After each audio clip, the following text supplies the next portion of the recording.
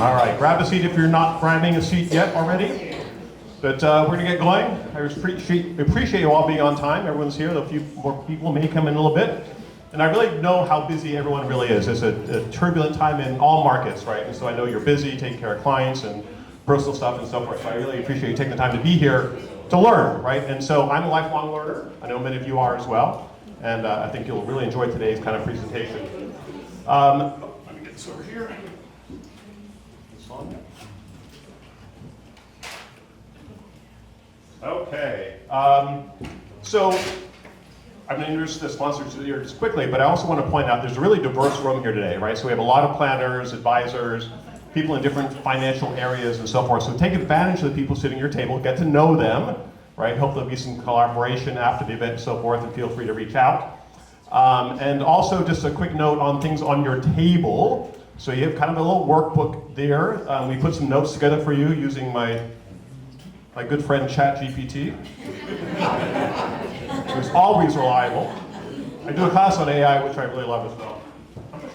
Do I need this? I don't know if I need it. Huh? Need it a little bit? Okay. All right, so feel free to go through that kind of stuff. Some other propaganda's in there as well. But, you know, as always, these events are difficult to do without sponsors. So, Brandy, would you stand up and say hello? This is one of our primary sponsors, Brandy Edwards from Mutual of Omaha Wholesale.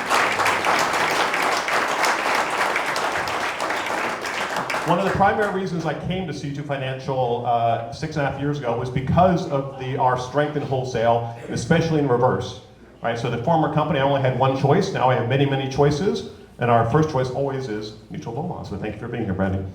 In addition to that, we have a couple of other friends and local sponsors. So Ava, would you stand up real quick from Bimby Real Estate? So this is Ava.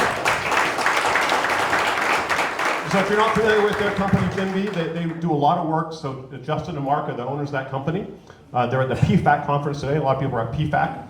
So they do wonderful work in working with a lot of estate planners and fiduciaries and that sorts of things, managing real estate. They have an integrated construction division as well, which is kind of unique in their space.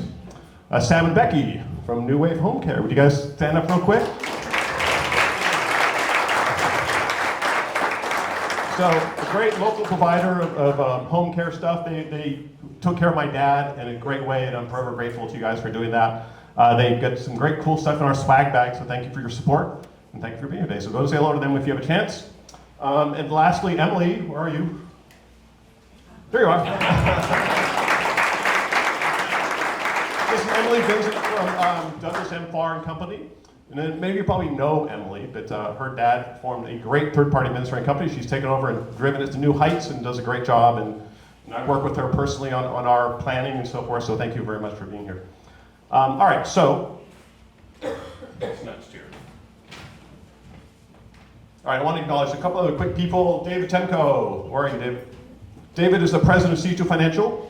So thank you for being here and your support. So again, one of the reasons I came to C2 is kind of the strength of all the things we have. So you may not understand what C2 Financial and Simple Mortgage mean. So we're a DBA of C2 Financial. C2 Financial has about 1,100 loan officers, right? Yes. And about 300 or so are also licensed and do reverse mortgage at the same time. And if you don't understand the wholesale business, you know, as brokers, we get access to all the lenders across the country, great lenders, and it gets our clients better pricing than typically going through a retail sort of origination. So I appreciate your partnership. Thanks for being here. All right, Shane, I'll get to you in a moment. There was someone else I wanted to talk to you real quick. Oh, where's my team? They're all out there. There's Cal. It's my partner, Cal. Thank you, Cal. You all know Cal.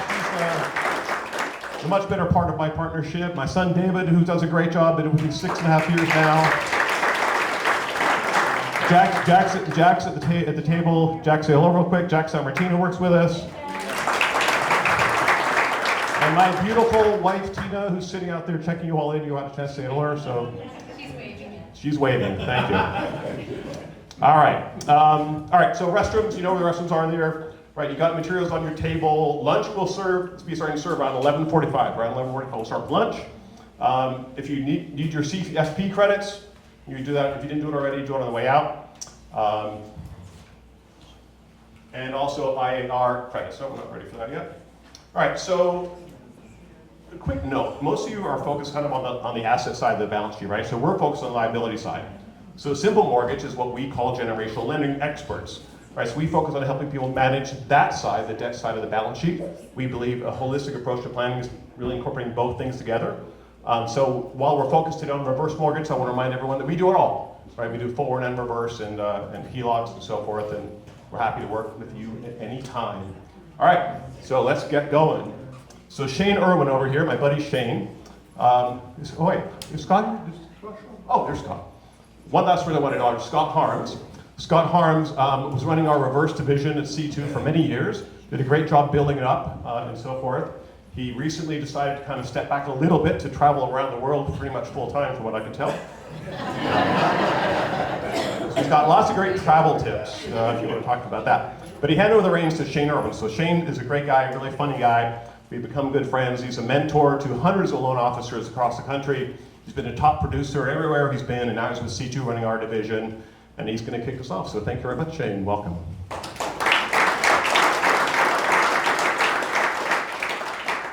Thank you, John. What an event. So I've had the privilege to speak with Dr. Wade Pfau before a few times. I think this is our 4th or 5th time. Been around to many events together. This is classy, very nice. I love this space, and it's a great venue. Want to give you a little background so we go through. I am the speaker today without the PhD from Princeton, just to let you know. I know many of you know who Dr. Pfau is. He's amazing. A little background about myself. I, like John said, have been in the mortgage industry, real estate industry, both for the last 23 years. I did go to school in finance to become a financial advisor. I worked for LPL. I had a Series 6, 63, and 7. And I was 22 years old and needed to feed my wife and my kids.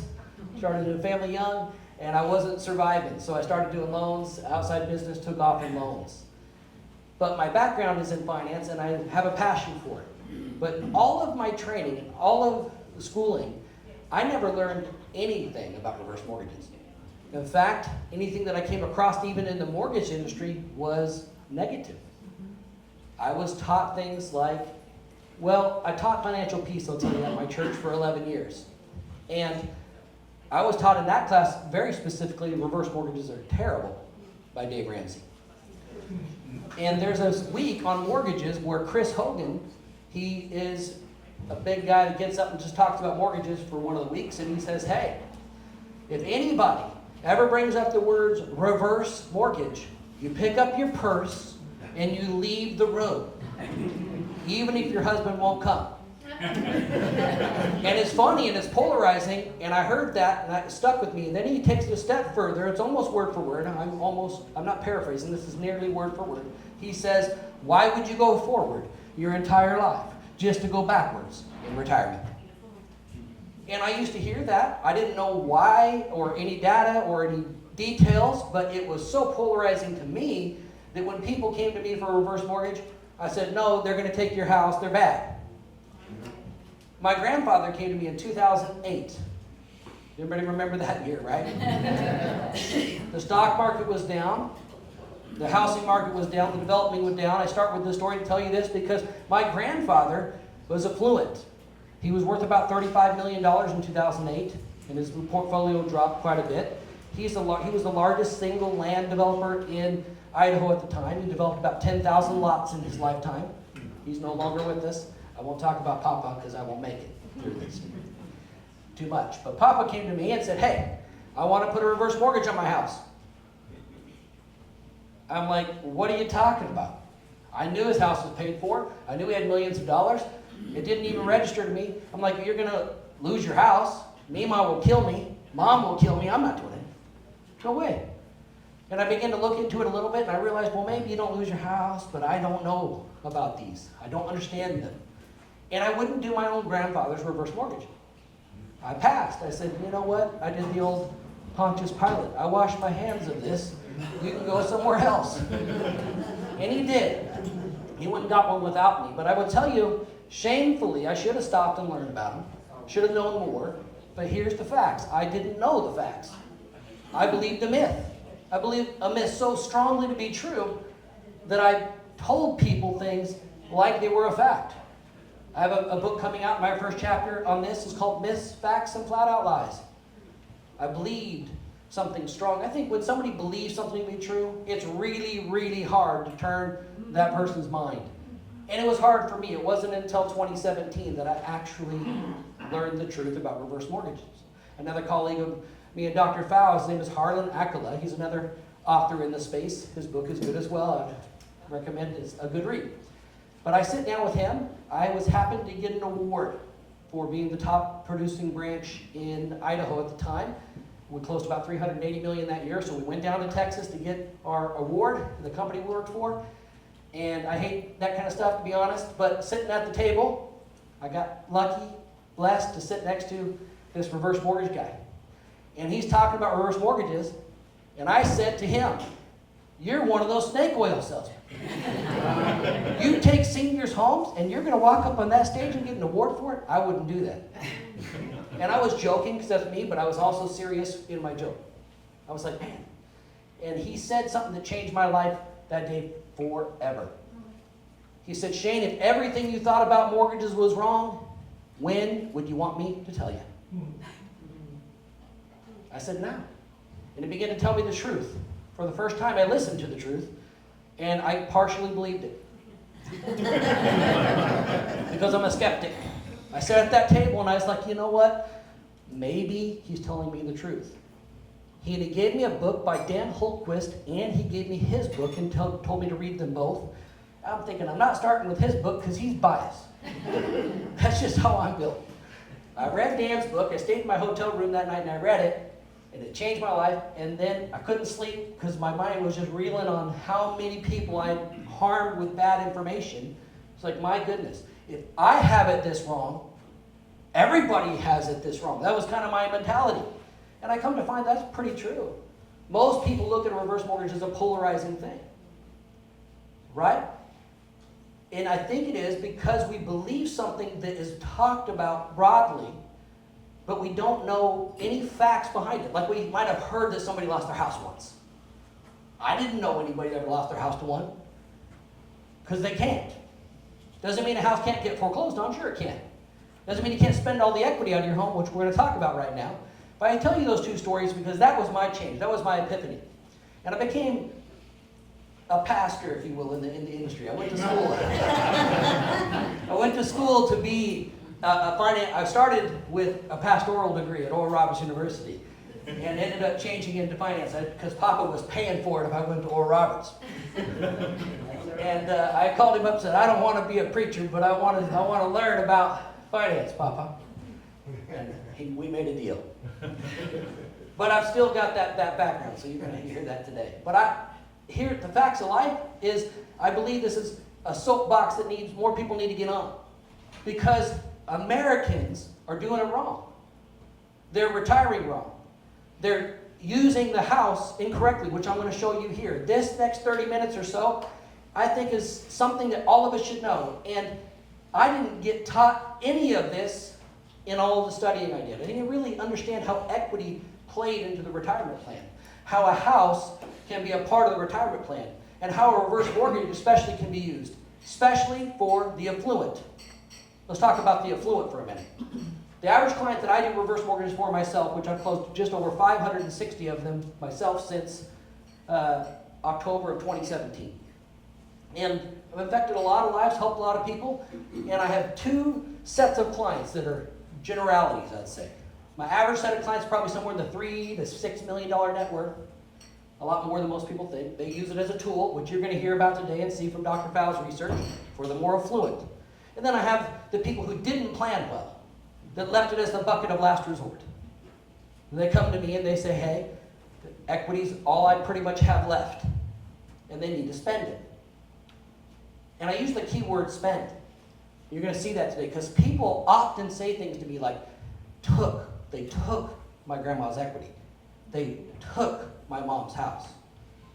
No, grandma spent it. Mom spent it. We get that mixed up. And that's where we get some of those polarizing stories. So let's talk about that a little bit. Let's look at some numbers. So, when people have a job, they try to make income from that job. And I say try to because you're in the lending and real estate business right now, you're trying. Trying. A little harder at 7% than it was at 3%. A little harder. But here's the facts. We're trying to make income from that job, and we're trying to save money. And I put a 15% savings rate here because when you look at Americans, most Americans don't save anywhere close to 15% of their money into assets, but they do when they start counting Social Security. Anybody in here ever voluntarily paid Social Security? I don't care if you're self-employed, you didn't even voluntarily pay it, right? They take it, right? You can, when you're a W-2 employee, when you work for somebody, it comes right off the top of your pay.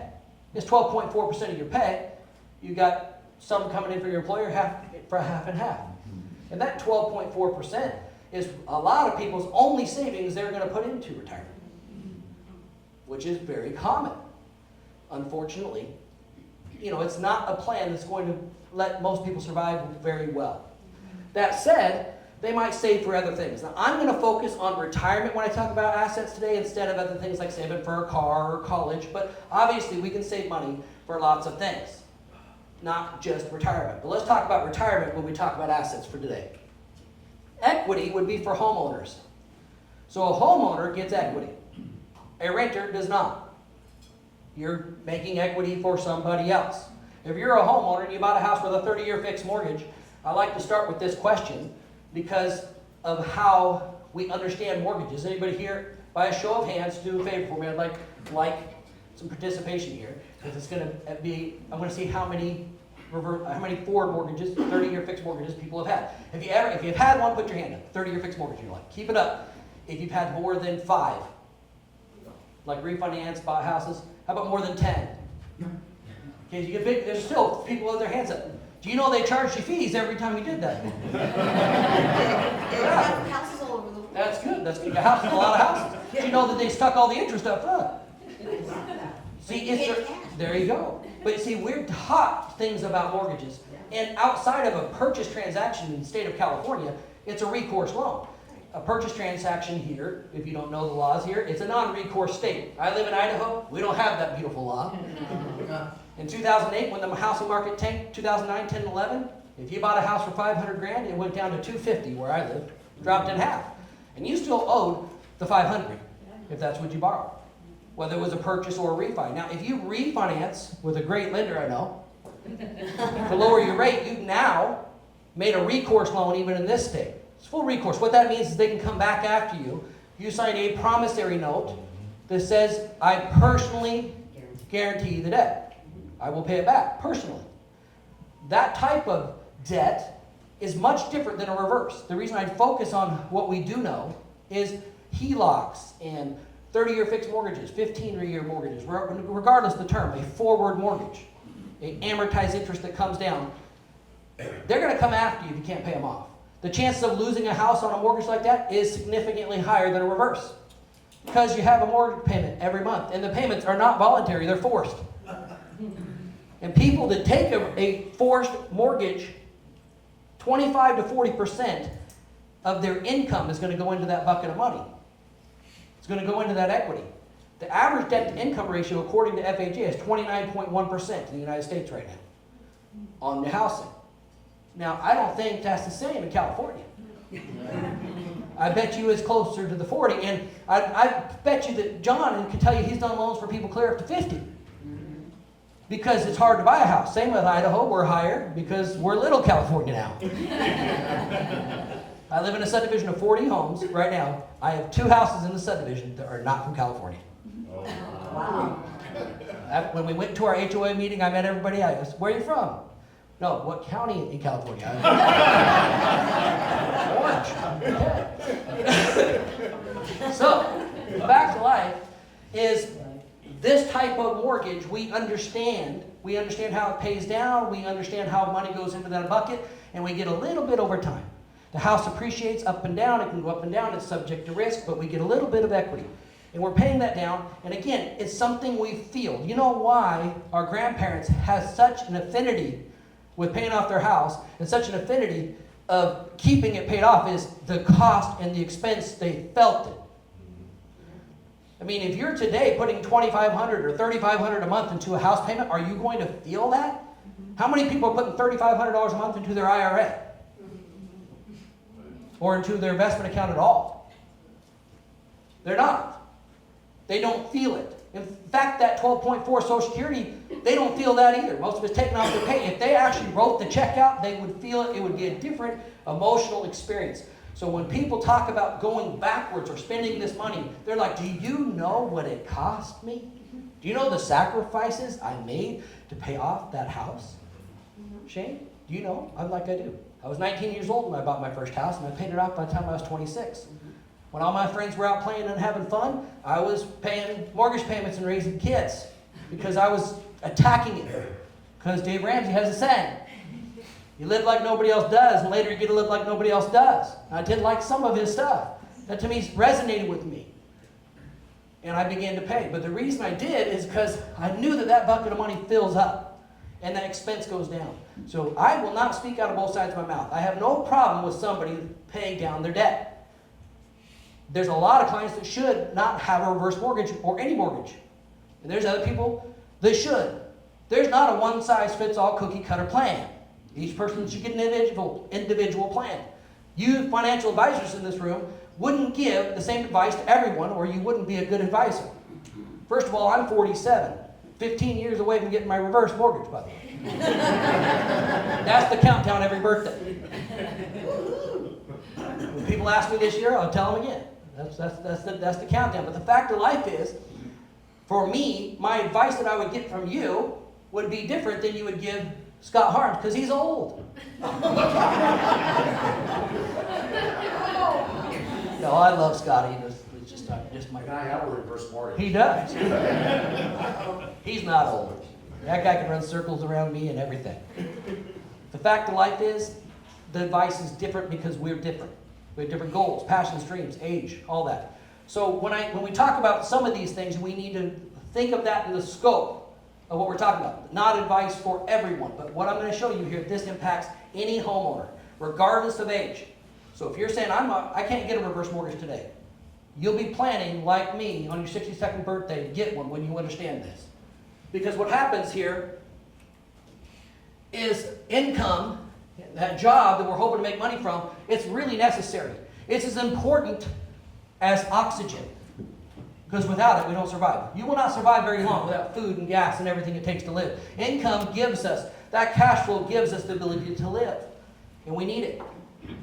Assets are things we're going to save money in, and we're going to put this money aside for later. And again, one day, we're going to talk about this, how it's going to be the way that we can pay for these type of items. So when we're done working or retirement. But Social Security, pensions, 401ks, IRAs, this room understands the rules of what in and out rules. There's rules of how much I can put in, what I got to take out, when I got to take it out, right? There's rules. So we know the 59.5 rule with IRAs. I get a 10% penalty if I take money out before 59.5 years of age. Then I have the RMD age of age 73 currently. The Secures Act changed it to 72. The Secures Act 2.0 changed it to 73. And pretty soon it's going to go to 75. I like to call it the Not So Secures Act because it really didn't make a great deal, because to get this age pushed out, the IRS did this funny little thing where they said, when you die, your kids now have 10 years in which to spend that money. Get that money out of those IRAs. If my mom dies right now when I'm 47, I'm in the best income earning years of my life. I don't want her IRAs right now. And I don't want to spend over the next 10 years at my tax rate.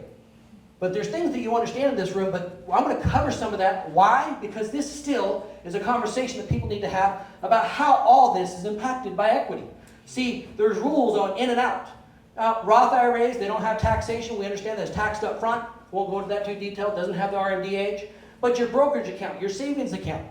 If you had a brokerage account this last year or a savings account, you got a 1099 even if you didn't spend the money. So if you have a savings account at the bank, you were making 0.0 nothing. Now you're making a little above 0.0 nothing. Probably making 2 or 3%. You know, I've seen up to almost 4. But here you got a 1099 that comes to you whether you spent the money or not, right? Why is that happening? Why is there an age where they make you take money out of your house? I'll tell you why. See, some of the money is yours, And some of the money is theirs. And when I say theirs, it spells the same thing every time. Yeah. The IRS. It's theirs. That's right. The English language really provides a good one there. They want their cut. They're going to take their cut. And that's why you're forced to spend money out of here. Now, certain people touch money, pensions differently. That's why I said generally here. Because let's take a VA pension. Or VA, you could go in 18 years old, come out at age 38, get paid. There's lots of different ways you can touch pensions. But most people still are retiring or taking money at this age gap. Social Security, I am an RSSA. That's a registered Social Security analyst. I work with people all the time to help them maximize Social Security. Several of us are. Mike Bauman and a few others here are as well. When you are talking about Social Security, people are going to touch this money between that 62 and 70 age. And when they touch it, it has a huge impact on their entire financial plan. And why would mortgage guys want to have anything to do with this? Because our clients are trying to make the biggest decision of their life because they need food. I'm talking people that have a $6 million net worth and people that have none. They all need everything this bucket provides.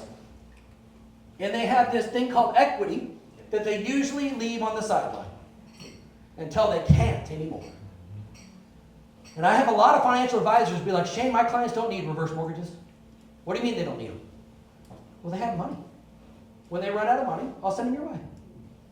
Does that sound familiar? And I'm like, well, why don't you just keep them from running out of money and keep them as a client for their whole life? And you keep assets under management and have them spend some equity from time to time to buy groceries and live. I'm not saying take money out and invest it and throw it, on Red 7. I'm saying don't spend money from the source here all the time because this job situation is going to change at some point. Let's talk about age to get tax-free funds available out of your house is age 62. There are reverse mortgages that start at age 55.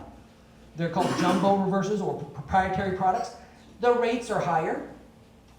They're a non-recourse loan still. And non-recourse loans mean you're not signing a promissory note to pay it back, but they're not insured by the federal government, like we're going to talk about the FHA product. The FHA product is almost too good to be true. When I go through it and we talk about it more today, you're going to see that. A lot of my clients, when I sit down, they're like, what's the catch? This is sounding too good to be true. And I always say the same thing every time. No, it's just too good to be free. It's an expense. And the expense is worth it for most people, not everyone. There's people that tell me they're going to sell the house in a year or two. I'm like, don't do this loan. It's too expensive. But for the right person, everybody should look at it and look at their options. Should they do it? No, but they should look at it. Now, the tax-free part is it's a loan. Do you know that if you've ever done a HELOC or cash out refi to pay off debt or anything like that, you didn't get a 1099 at the end of the year, you didn't get a tax bill for that. You borrow money out of your house, that equity, it's not taxable. Now, I'm not talking about when you sell a house. When you sell a house, it could be taxation. People often confuse loans in their basis. Tax basis has nothing to do with a loan.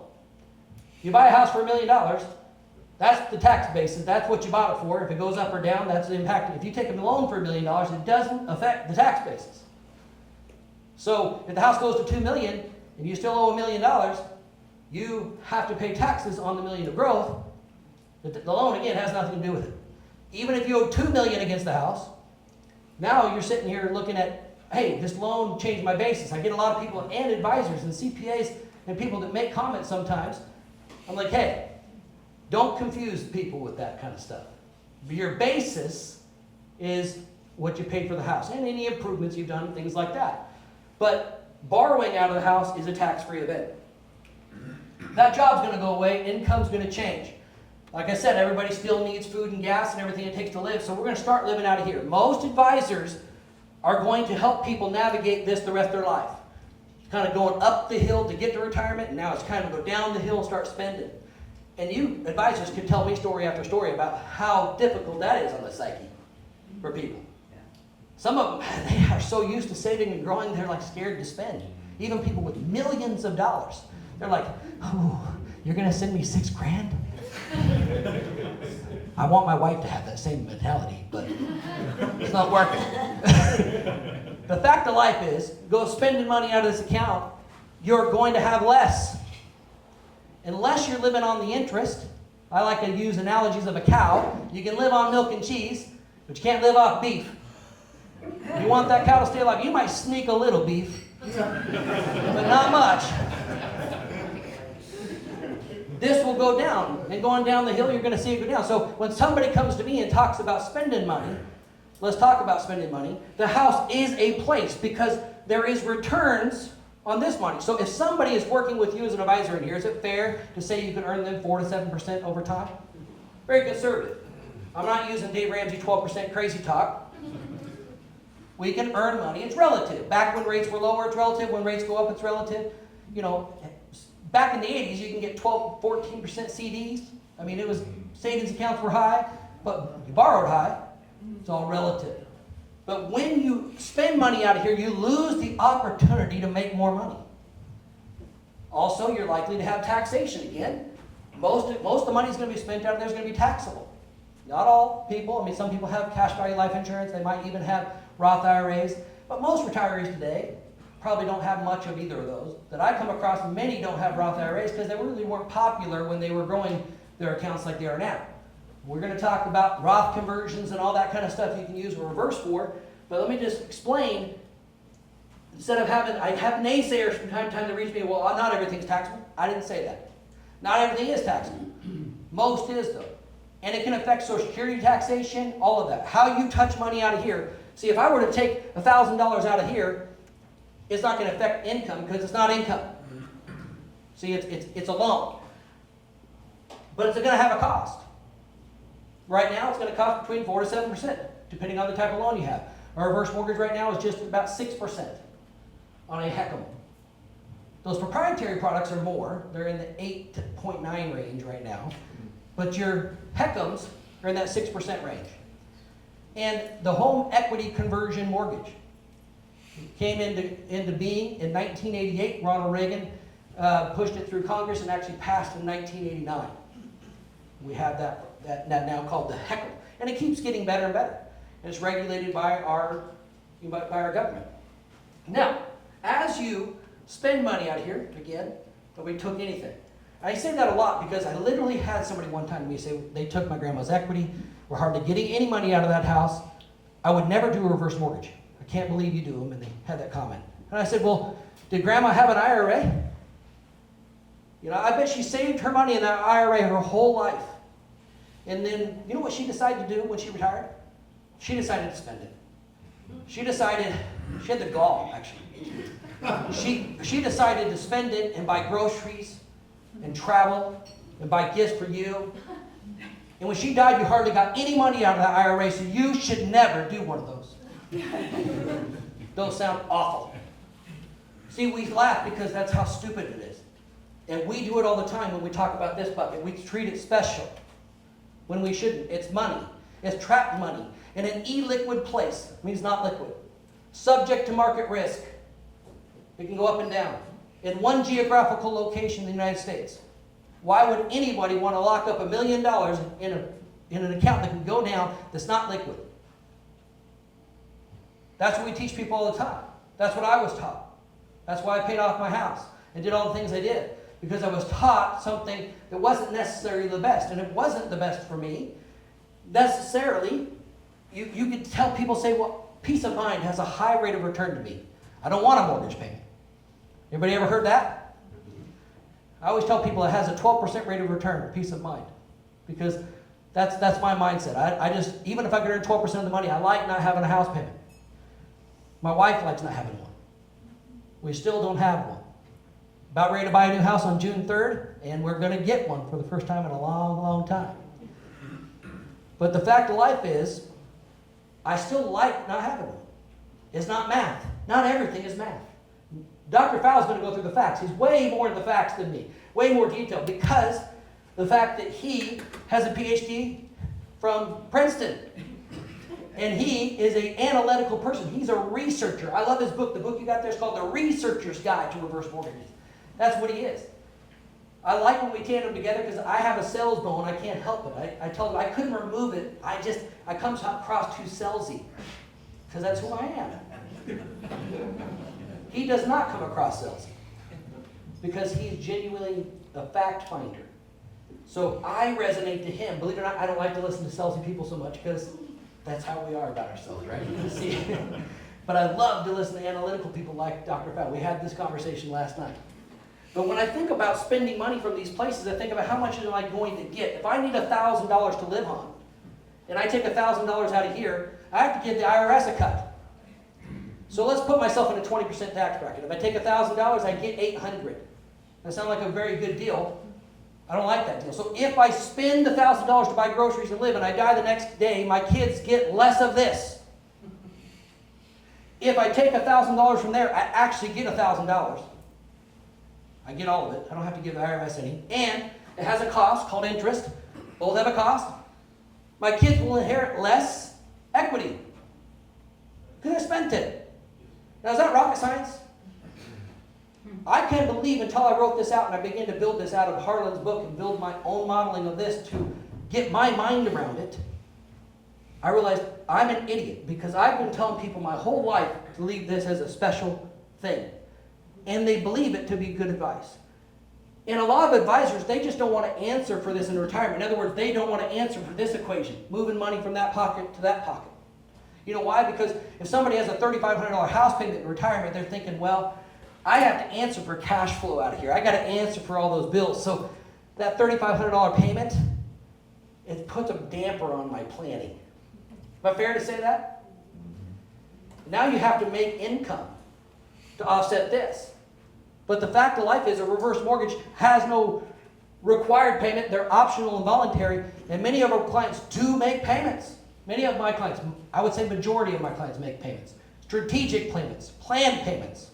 They make them on purpose to offset income. Let me give you an example real quick. I'm not going to throw it on the screen. I'm just going to talk out some numbers. If you're not a number person that can see it in your head, we can talk later, but it's real simple. I'm going to take $1 million house. I'm going to put a $500,000 loan on it. Everybody with me? So we'll call the rate 6%. The reason I do 6%, not just because rates are at 6%, because if I have any realtors in the room, it's the only number they can do in their head. Okay? They can do 3% pretty fast too, actually. So 6% on that would be $30,000. We all right? $30,000 of interest. Now that's tax deductible as long as I purchase the house and have acquisition indebtedness. We're going to assume this is either a purchase or refinance of a loan that was to purchase the home. This is a reason why I'm buying another house right now. See, I paid cash for my current house, so I can't take a loan against it and write out the interest because it's no longer acquisition debt. I paid cash for it many years ago. You may or may not know that law. But now we're buying my new home, I can take a loan and all the interest is deductible. And it's deductible when it's paid. Let's talk about that for a minute. If you have a forced mortgage payment, you got to pay it every month, so you get a 1098 at the end of the year.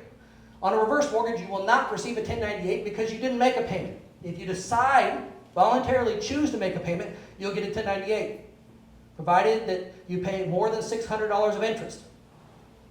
They'll send you a 1098. Well, itemization for a married couple, what is it now? About $30,000 bucks, a little over $30,000? Is that about right? 30, 31? So a lot of people are paying mortgage payments. They can't deduct the interest anyway. They have like a $300,000, $400,000 mortgage at a 3% rate. They don't have enough interest to deduct. They don't have enough charitable contributions, estate taxes, and the other items to itemize to get there. I have clients tell me, I've been itemizing for years. I itemize, I guarantee it. I look down and I know you took the standard deduction. It's right there. No way. I gave him all of my paperwork.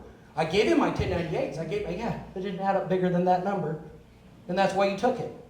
Now, what if you had a mortgage that allowed you to stack up interest and pay it when you want to? What if you had a mortgage that said, you know what, I don't want to make a payment this year, but I might make one next year. Let's say we did that. We had $60,000 of interest on our loan. We stacked it from 30 for another year. I know it compounded, went up a little more, but let's just use 60 grand for an easy number. Everybody with me? $500,000 loan. We have 2 years of interest now. That $60,000 is tax deductible when it's paid. Key thing.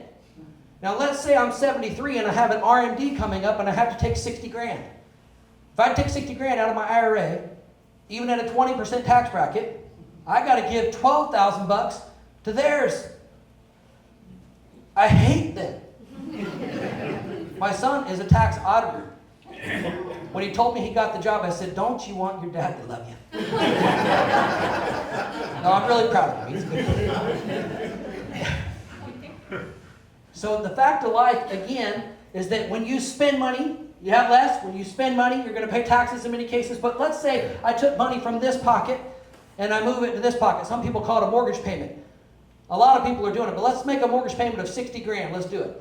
So if I take 60 grand out of here, I only got 48 grand, so I can't even pay the 60,000 I owe. We agree? But what if I get a 1099 for taking the money out, and I offset that payment with a 1098?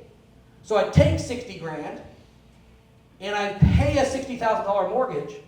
Now, I have 60 grand in the other bucket, tax-free, liquid, because it's a line of credit, that I can have back anytime I want, and I didn't pay any taxes on that transfer. Does that sound too good to be true? It's just too good to be free. Now, we can do that over and over and over. On my 62nd birthday, I will stack interest till I'm 75 when my RMDs kick in. I'll continue to let my qualified funds grow, and I will on purpose get it out tax-free. I will never pay taxes on that money, going in or coming out. And I'm putting it into a liquid safe place that's insured by the federal government that I can touch it. Anybody ever had a HELOC before? You ever had one shut down? Or watch your clients get shut down? What happened in 2008, 9, and 10? How many advisors tell their clients, oh, for liquidity we should go get this prime-based rate that is like a bad drug. The more you take, the more you need. Because all of a sudden, when they do need cash flow, it brings in a forced payment, and they can shut it down anytime they want. The bank can say, tomorrow, we're going to shut it down. You ever heard of a little bank? They're called Wells Fargo. Last March, shut down 24.8 billion of them in a single day. I was one of those. You were one of those. They said, hey, we're accelerating those, pay us back. If you have anything on it, we're shutting them down, and we're no longer going to be in this space of the business. Okay, it happened to a lot of people during downturns. When the market had corrections in 08, 9, 10, 11, a lot of banks, whether you had money on it or not, said, hey, that's gone. So when's the best time to borrow money? When you don't need it. Because when you need it. So when people have a reverse mortgage that's insured by the federal government, not just to be available, but it grows. This is the part that people really get confused on. If I put money in this pocket, if I move it from here to here, depending on the state you live in, let's get more realistic. In this state, a lot less moves. Yeah. You take money out of here, you got that big cut. But when you move money to this pocket into a regular mortgage, you can't have the money back. A 30-year fixed mortgage, when you make a payment, it's locked in the vault of equity. It's not liquid. This loan is a line of credit, and it grows. Let's call it 6% again. If I move the money over, not only can I have the money back anytime I want, tax-free, I can borrow it, I can also let it sit there and grow. And it's going to grow at 6%, what the interest rate is today. Most of my clients would want the rate to go up. They would want it to. My affluent clients, when the rate started moving up from 3 to 6, they were like, Shane, it's happened, this is great. My line of credit's growing. This thing is beautiful. People with free and clear homes that aren't even interested in these tax strategies, they just love to see the line of credit go and watch their line of credit and access to more funds grow. Do you know that line of credit grows even if the house doesn't? It's truly a non-correlated asset, a buffer asset that Pfau's going to talk about in a minute. It's not tied to the housing market the day after we close the loan. If the housing market tanks, the line of credit still grows. Pfau did his research back in 2016, back when this loan actually gave a higher loan to value. There was lots of people that used to get upside down on their mortgages. In 2008, 9, 10, 11, when the market tanked, imagine having access to more money than your house is worth. You literally could write out a check to your kids and say, hey, with a warm hand instead of a cold one, I want you to have the equity from the home. Let's just let FHA have the house after I pass away. They'll suffer the loss. FHA will suffer the loss. They won't come after the state or the heirs. Again, does that sound too good to be true? It's too good to be free. So the fact of life is I'm done. And I'm sure you're excited about that. Lunch is coming. I appreciate John setting this up. I'm a passionate person. I love this loan. To me, it is a tool that should be used by every retiree. It shouldn't be called a reverse mortgage. It should be called the option mortgage because it increases your options. Who would want more money and more options? Warren Buffett, you ever heard of that guy? Does he have more options with money than me and you? Why? Because he got more. He can sell Coca-Cola whenever he wants. He can sell Philip Morris whenever he wants. He could sell stock in any company whenever he wants. So he can make a choice. Do I want to take a loss? Do I want to sell high? He never has to take a loss unless he's looking for a tax write-off.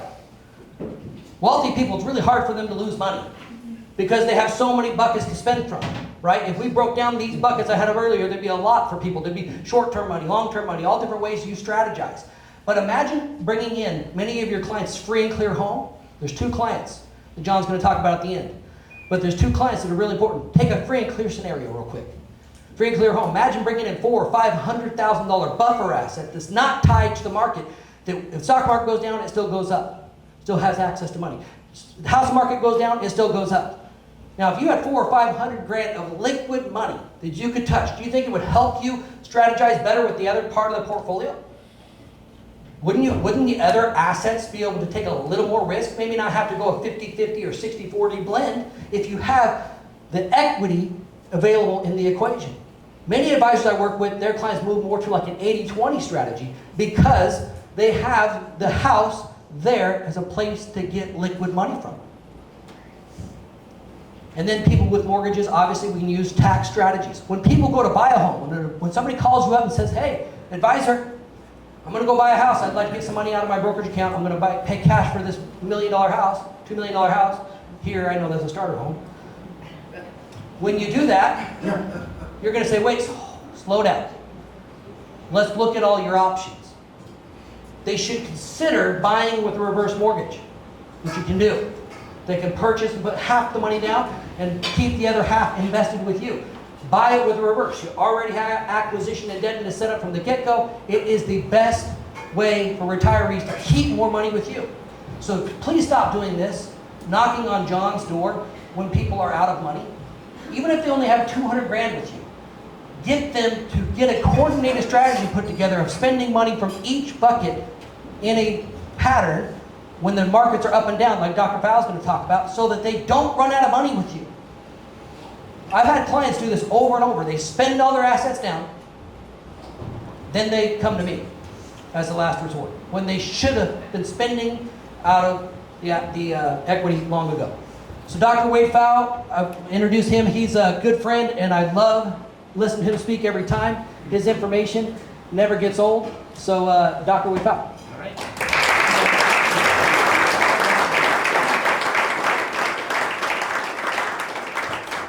Thank you, Shane. Thanks, everyone, for coming. It's great to see such a big turnout and have given me the opportunity to talk about housing wealth, home equity, as part of a retirement income plan. For my background, I was really focused on retirement planning more broadly. I was at the American College of Financial Services with our RIC designation. I met a number of RICPs here today already. That's wonderful. But I felt like my job title was Professor of Retirement Income.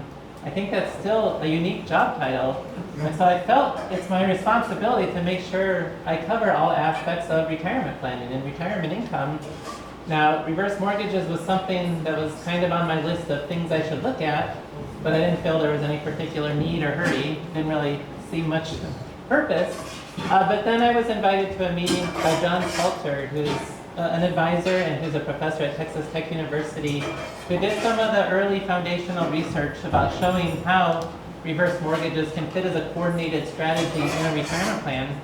He sent me a stack of articles to read on the flight to the meeting, and I was fascinated. I built a career out of writing computer programs to simulate different retirement strategies. And at first, it's just, well, the reverse mortgage has all these interesting features that are interesting to program. The non-recourse aspect, the growing line of credit, I'll talk more about those things. Shane's introduced them very well. But I just started writing programs looking to replicate that past research from the Journal of Financial Planning 2012, a couple articles that year that showed how integrating a reverse mortgage into the financial plan could improve financial outcomes. And so that was really the beginning for me, replicating that existing research, finding very similar outcomes. And then at the time, I was trying to write the retirement planning guidebook. It's now published. It took quite a few years more than that, but I was writing the chapter on housing wealth for the retirement planning guidebook. And I realized the chapter was getting so long that it could be its own book. So in 2016, the first book I wrote was on reverse mortgages, and it was basically an extended chapter on housing wealth in retirement. And then finally in 2021, so 5 years after that, I did finally complete the retirement planning guidebook. And so the reverse mortgage book is also summarized in a shorter 30-page version in the retirement planning guidebook as well. But I feel it's a really important aspect of retirement planning that deserves to receive some attention. And what really makes retirement different, and so why we have to start thinking about tools, reverse mortgages, annuities, different things that don't always get proper respect in the broader investment world, but they have a role in retirement. So this mountain climbing analogy gets used quite a bit in retirement planning, where if you just ask someone, what's the goal of climbing a mountain, or what's the goal of mountain climbing? The answer is usually to get to the top. But of course, the reality is you have to safely get back down as well. And you haven't had a successful expedition if you don't safely get back down. And most accidents with mountain climbing happen on the way down, not on the way to the top. And it's the same with retirement planning, where if you ask, what's the goal of retirement planning? The kind of knee-jerk answer is to achieve some sort of wealth target. Everyone may have a different number, but your number is, if I could save $2 million, I can retire, whatever that number is. That's like getting to the top of the mountain. Now the reality is you now have to sustain lifestyle over an unknown time horizon in retirement without the benefit of relying on work, to the salary from your work to cover your expenses. You have to meet your expenses through distributions from your assets. And that creates a lot of new challenges and risks. Retirees have less capacity to bear market risk when they have to use those assets that they've saved to fund their liabilities, to fund their expenses in retirement. The investing problem changes, and also the uncertainty of their longevity. They really have to think more holistically about how they're going to fund their retirement spending needs. So they have to do that in the face of these risks. I just had mentioned them briefly, but longevity risk is the misnamed risk on top. It's a good thing. It means living a long time. It's just leave it to the financial planners to point out, the longer you live, the more costly your retirement will be, because every year of retirement's another year of your budget you have to fund. And so the longevity risk is, well, what if I outlive my planning horizon? What if I build a plan that could last for the next 25 years and I end up living 30 years? So I run out of money. I have a period of time where I can't meet my expenses in retirement. Then with that longevity risk, living a long time, that just creates further opportunities for other risks to also become an issue. The market-related risks, the sequence of returns risks that I'll go into more detail because it really has unique applications with reverse mortgages. It's the idea that if markets are going down, in a way that can help savers, because if they're consistently adding new savings, they get to buy new shares at a discount. They get to buy more shares. So that's the whole idea of, it's not really dollar cost averaging, but it's that idea that by putting money in over time, I get different market environments. I actually get to buy more shares after that. That reverses post-retirement. If I'm trying to meet a spending need from my portfolio and the market is down, I now have to sell a bigger percentage of what's left, or I have to sell more shares to meet those expenses. That can dig a hole for the portfolio that even if the overall market subsequently recovers, my portfolio won't have the opportunity to fully recover because I've now had to sell at a loss and those assets are gone and they're no longer part of the subsequent recovery. So that sequence of returns risk that's part of the market volatility is going to be very important. And then of course inflation, eating away at the purchasing power of assets. And then personal spending shocks, the things outside the budget that need to be anticipated and planned for, health-related events, long-term care events, divorce, just different things that retirees may need to anticipate costing more than they had budgeted. So this is how I view building a retirement income plan. This is the retirement income optimization map, where the financial goals of retirement are the 4 L's on the left. Longevity, lifestyle, legacy, and liquidity.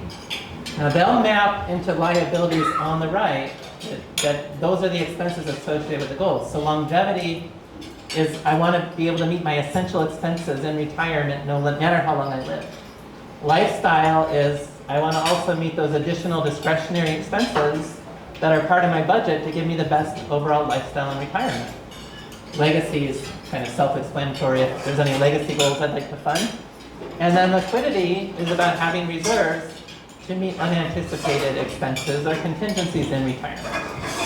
And then it's really just a matter of positioning assets in these three broad categories to map into the liabilities that we're trying to fund. Reliable income assets, Social Security, pensions, annuities, and so forth.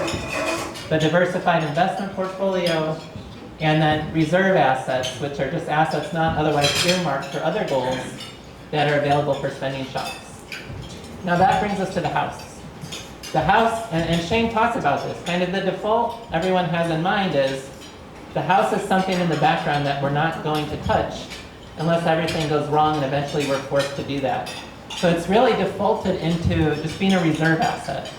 We're not going to touch it, but we could either sell it or open a reverse mortgage later on when necessary to either meet a contingency or if we've depleted our investments to start funding those essential and discretionary expenses in retirement. Well, the reality is what the HECM can do is create flexibility so that that asset it could still be treated as a reserve, and part of the story there is if I open the line of credit sooner rather than later, the odds are I'm going to have more borrowing capacity built up when I want to take those distributions. So I could open it and still treat it as a reserve, or I could open it, turn on a 10-year payment, which is that ongoing monthly payment that behaves a lot like an annuity. It does have the asterisk. It's not guaranteed for life. It's just for as long as you continue to live in the house. But it is like an annuity in the sense that if I have that 10-year payment, I'll continue to receive it as long as I remain eligible for the loan, even if I've gone past the full borrowing capacity of the loan. So even if there's no more line of credit left, I still continue to receive those monthly payments as promised for as long as I'm living in the house and remain eligible for the loan. So the 10-year payment could be a form of reliable income, or the coordinated strategy idea, the one that was written about in the Journal of Financial Planning, that really becomes part of the diversified portfolio, where I can draw from my investments to meet expenses, or I can draw from the line of credit to meet expenses, and we'll talk about some different strategies about how to coordinate where I might like to draw from to meet expenses throughout retirement. So we're going to talk about different ways we can incorporate home equity into our retirement income plan, and I like to map them out this way. There's four broad categories with different subcomponents. The first category is where most of the research has been in the different financial planning publications, portfolio coordination for retirement spending.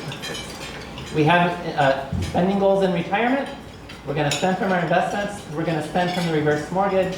We're going to coordinate those assets together to try to create more efficiencies for our assets to meet those expenses. Now that could be the conventional wisdom idea, could be a coordinated strategy if we're thinking broadly about it, but that's the default. I don't touch the house. When I say HECM as a last resort, that's where I don't touch the house. I don't use the HECM. It's just something there in the background. If I run out of investments, then I'll turn on the HECM to cover expenses beyond that point. But there's other options. I could use a 10-year payment to receive those monthly payments that reduce the distribution need for my investments because I have this income coming from the reverse mortgage. Or I could use a coordination strategy where I'm going to strategically consider how my portfolio is performing and draw from the reverse mortgage to help protect my portfolio if it's looking to be in trouble.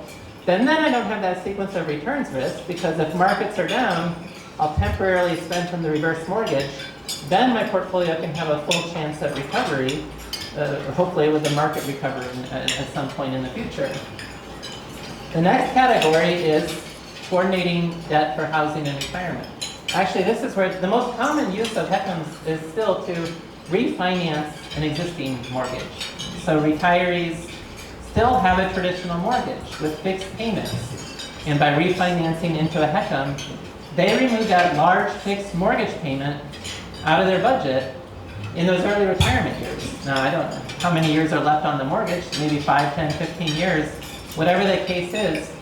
Having a fixed mortgage in the early retirement years amplifies your sequence of returns risk, because you have this larger distribution need in your early retirement years, Eventually that will go away, but that larger distribution need is going to make you more vulnerable to if there's a market downturn. How am I going to recover from that? I have to take these large distributions. It's going to more easily dig a hole for my portfolio. So by refinancing that into a reverse mortgage, I take that fixed payment obligation out of my budget in those early retirement years, and then I can decide whether to voluntarily make payments or not. And that's what Shane's talking about, and he's been working on some, maybe not just being able to voluntarily make those payments, but do so strategically to take advantage of interest deductions. Well, other uses here, using the HECM as a way to purchase a home. That's the HECM for Purchase program.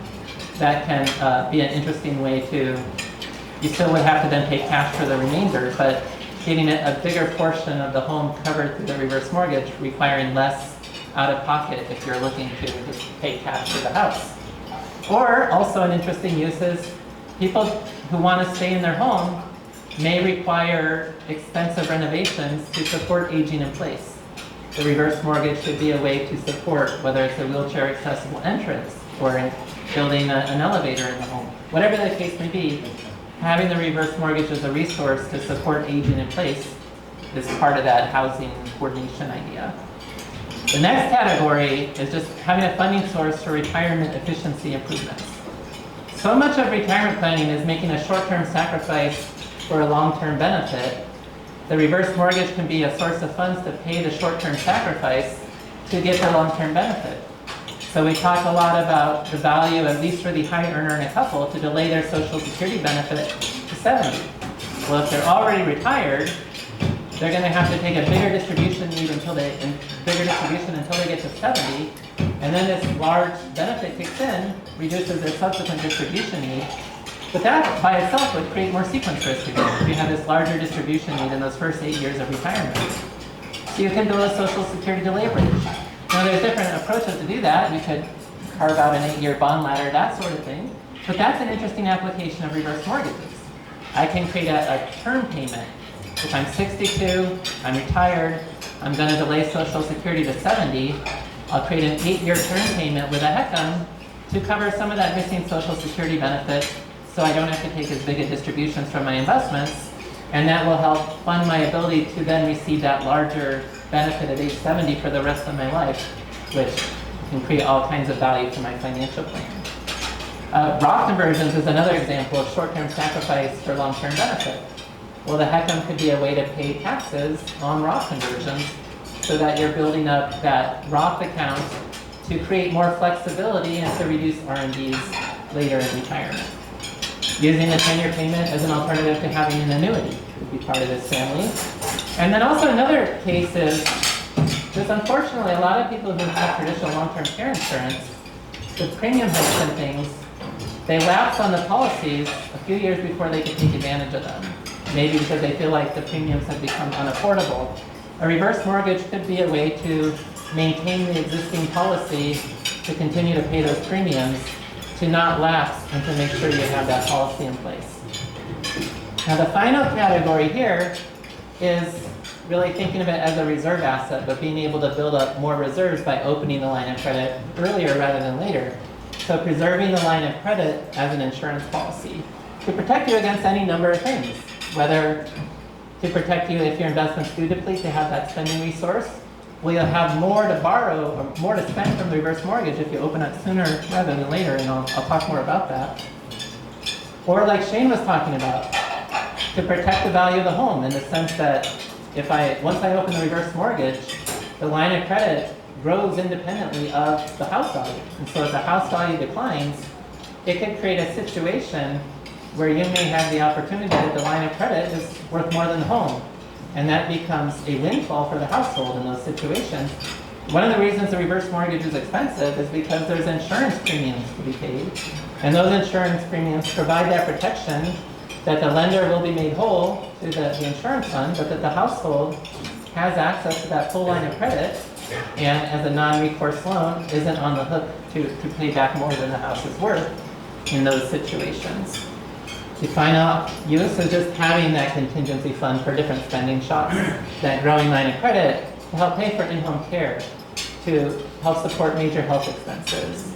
There's a lot of interesting uses too with divorce settlements, where One person could keep the house but use the reverse mortgage to pay equity to the other individual, or they could sell the marital home, each get half of that value, and then each use a HECM for purchase to then have 2 more homes of similar value. Now, assuming this is all financially responsible, but some interesting applications and cases there. So, retirement income planning, we need to manage retirement risks. And with investments, the investments are vulnerable to volatility with the sequence of returns. A market downturn can really drive down how much spending is sustainable in that retirement from the investments, and also with longevity. Now, at the end of the day, there's really only 4 ways to manage these risks.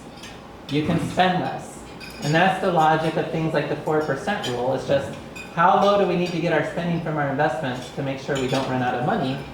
Now, that's the reverse mortgage can fit in there because it can be a way to meet some of the spending goal, to reduce the spending from the portfolio, to make it easier for that portfolio to be sustainable throughout retirement. So the 10-year payment option, refinancing an existing mortgage to take that fixed payment out of the budget, you building a Social Security delay bridge. I could also spend flexibly, and then there's not an application for reverse mortgage there, but the idea is if I just spend less, that can be a way to manage sequence risk. After a market downturn, I'll cut my spending. I'm not as vulnerable to sequence risk. There's different approaches to reducing the volatility to help manage this type of risk. But then the 4th one, buffer assets. Something outside the portfolio, not correlated with the portfolio, that can provide a temporary spending resource to protect the portfolio during times where the portfolio looks to be in trouble. I'm only comfortable saying there's 3 buffer assets out there, and the buffer assets are cash. That'd be the idea. I just have a big pile of cash sitting on the sidelines that I don't really think of as part of my portfolio. It could be there's a whole parallel conversation with life insurance about the cash value of whole life insurance. Has very similar features to a line of credit from a reverse mortgage. And then the 3rd is the home equity conversion mortgage, the growing line of credit on a variable rate reverse mortgage. Now, these next 2 slides are going to provide some intuition about what all these research articles are finding, where coordinating with a reverse mortgage can improve outcomes. And the idea here, there's no reverse mortgage on this slide. This is simply the investment portfolio. But what this slide is showing is how small changes to what I spend from the portfolio can have a huge impact on the longevity of that portfolio. And so it's calibrated here. This is based on US market historical data. This example I started in 1962, so market returns, and it's a 34-year retirement. It's going to match the case study I talked about shortly. It's basically, coincidentally, a 62-year-old in 1962 building a plan. They want to build a plan through age 95, so their plan would last through 1995. We have a 60-40 portfolio, and over that 34-year retirement, this was not the worst case market scenario in history or anything. It's a fairly representative case. They start with $1 million. If they use a 3.95% withdrawal rate, that they take $39,500 from $1 million in year 1, and then increase that with inflation every year, they run out of money precisely after those 34 years. Now, the intuition here, again, there's no reverse mortgage yet, but it's just to show, well, how would that longevity be impacted if they change the spending a little bit? So if they went from a 3.95% withdrawal rate to 3.75, 20 basis points less, instead of running out of money in 1995, they still have $1 million left. Now that's not inflation adjusted, but the $1 million they had in 1962, they still have $1 million in 1995. If they used a 3.55% withdrawal rate, so 3.95 down to 3.55, they've got $2 million left at the end of 1995. Now this is just setting up the intuition. Rather than spending less, maybe I could source the 20 basis or the 40 basis points to a 10-year payment from a reverse mortgage, have the 3.95% spending goal overall, mixed between the portfolio and the reverse mortgage. There's going to be the cost. I'm now taking funds through a reverse mortgage. There's going to be a loan balance due. But what we want to just keep in mind here is if that loan balance is less than the synergies I get for improving portfolio growth, then I've got a better outcome. I can pay off the loan balance and still have extra funds left over. Now this is the intuition for later we'll see, that's generally what's going to happen. But the cost of using the reverse mortgage to meet this type of spending would be less than the benefits to the investment portfolio from reducing the distribution rate. And then conversely too, if I increase the withdrawal rate slightly, I'd start running out of money sooner. It wouldn't last to 1995. Now the other intuition slide, this is based on the Barry Sachs style coordination strategy, which is if the market is down this year, then next year I would spend from the reverse mortgage. If the market is up this year, then next year I'll spend from the investments again. And so, again, there's not a reverse mortgage in this slide, but it's going to show what happens to the portfolio if I just skip a year of spending. So it's the same 1962 to 1995, 3.95% withdrawal rate. I run out of money in 1995. There was a big market downturn in 1969, in 1973, and in 1974. So if I just skip the distribution 1 year, I'm taking distributions 33 of the 34 years, I'm going to skip the distribution for 1 year. Skipping 1 year, instead of hitting 0 here, I still have $750,000 to $900,000 left at the end of 1995. And if I could skip all 3 of those years, so I'm taking 31 of the 34 distributions, I'm skipping 3 distributions, I've got $2.25 million left at the end of 1995. Now that's where the idea is I wouldn't skip a year of spending, but if I could source it to the reverse mortgage, then this is where, again, with the simulations we're going to look at shortly, is the cost of the reverse mortgage less than this? Like if I could source those 3 years of spending to the reverse mortgage, as long as the loan balance is due is less than $2.25 million, I've now got a better outcome. I can pay off the loan balance and still have extra funds left over for my heirs or my beneficiaries. And that's the intuition that this, what I'm saying is, what we're going to generally see is the cost of the reverse mortgage is less than the benefits to the investment portfolio. And so when you net them out, you have better financial planning outcomes by coordinating use of the reverse mortgage in this strategy. So that's the background. Now let's really start to dig into things. These next few slides, I'm going to cover pretty quickly the basics of how reverse mortgages work. I don't know how familiar everyone in the room is. If this is your first introduction to reverse mortgages, it is worth spending some more time on what's covered in these couple of slides and with my book that you have on the table. I think this is chapter 4, where I'm going into just the basic background of how reverse mortgages work. You have to be 62 and older. It can only be used with a primary residence. You have to have equity in the home. Now you can use the reverse mortgage to refinance existing mortgages, but you can't have a mortgage and a reverse mortgage at the same time. You do need to demonstrate that you have the resources to cover property taxes, homeowners insurance, and basic home maintenance.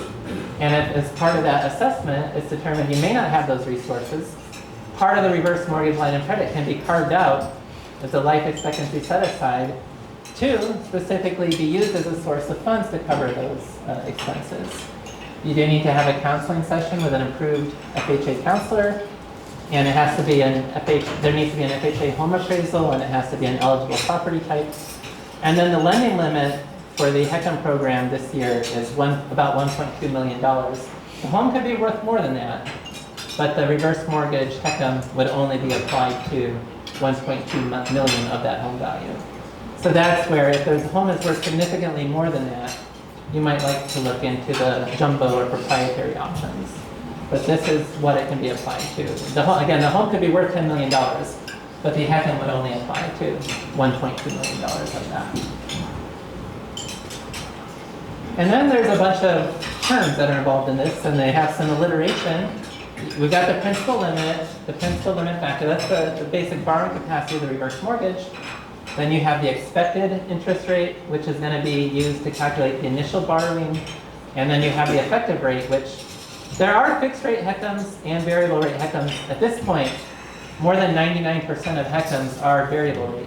That's the one with the growing line of credit. The fixed rate HECM does not have a line of credit. It's rarely used these days, but just be aware, I'm talking about the variable rate HECM. And then the effective rate is that variable interest rate that the loan balance and the line of credit will be growing at.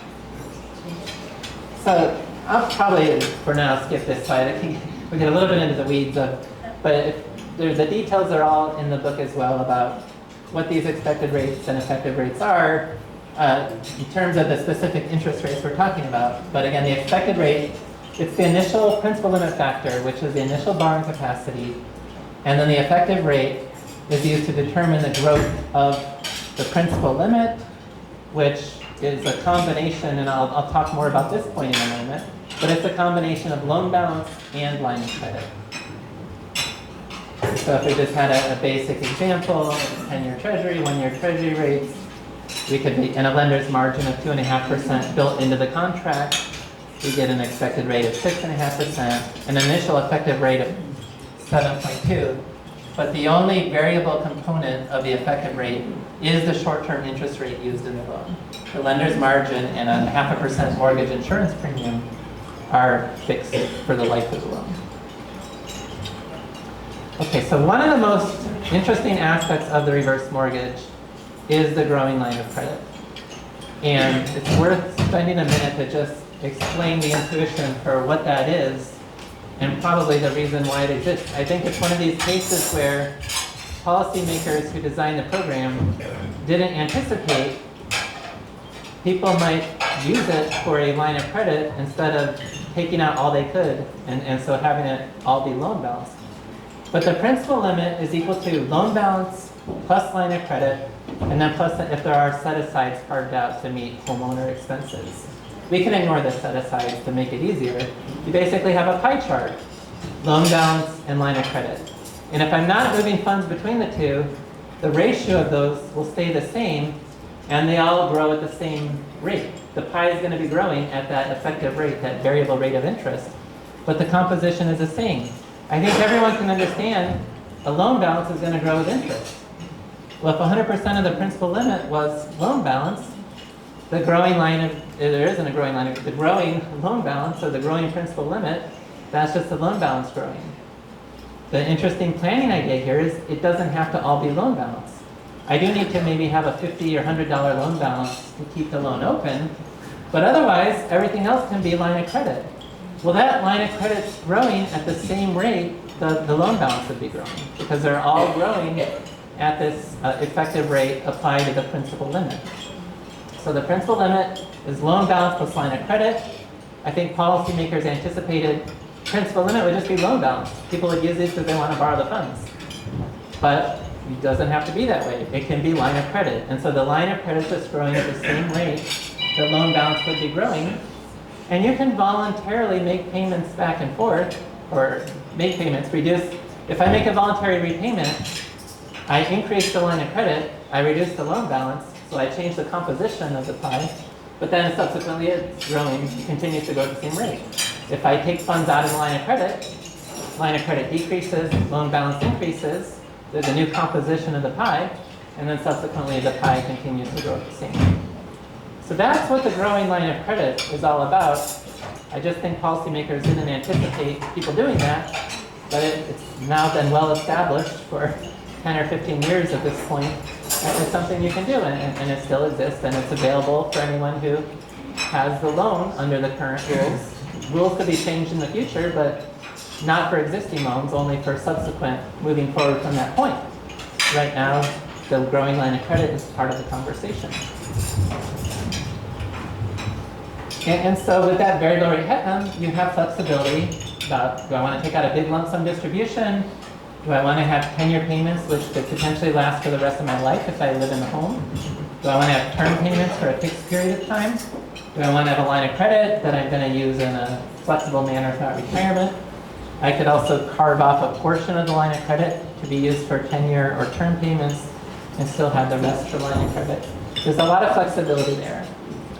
And I have a calculator on my website that can, it doesn't show about line of credit growth over time. It's just going to show, and there's also the link is in the book as well, show what the borrowing capacity would be based on the home value and the age and the interest rates, and it updates the 10-year treasury, and you can just get a sense of what kind of borrowing capacity is there, and it will also show you what the term payments and 10-year payments could be.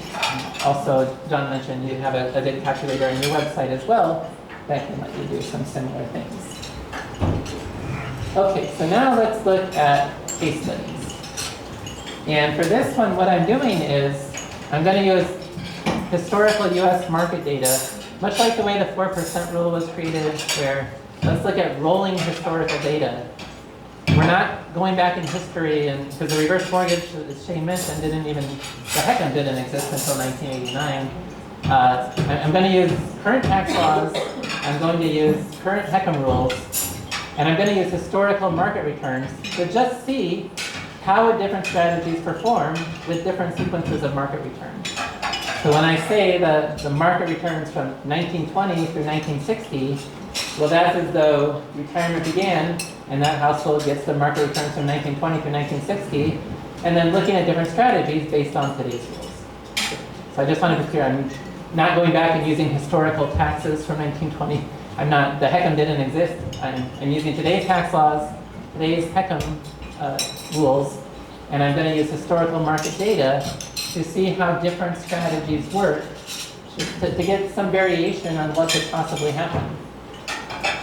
So this case study will be for a couple. They both turned 62 in early 2025, and they retired. They want to build a plan through age 95. They have $900,000 in investments. That's $290,000 taxable with $150,000 cost basis. I'm going to be calculating all their taxes for them. So these details are relevant. $510,000 in an IRA, $100,000 in a Roth IRA. The home is worth $450,000 and they don't have a mortgage on it. And so the specific idea here is their investments are worth twice as much as the home.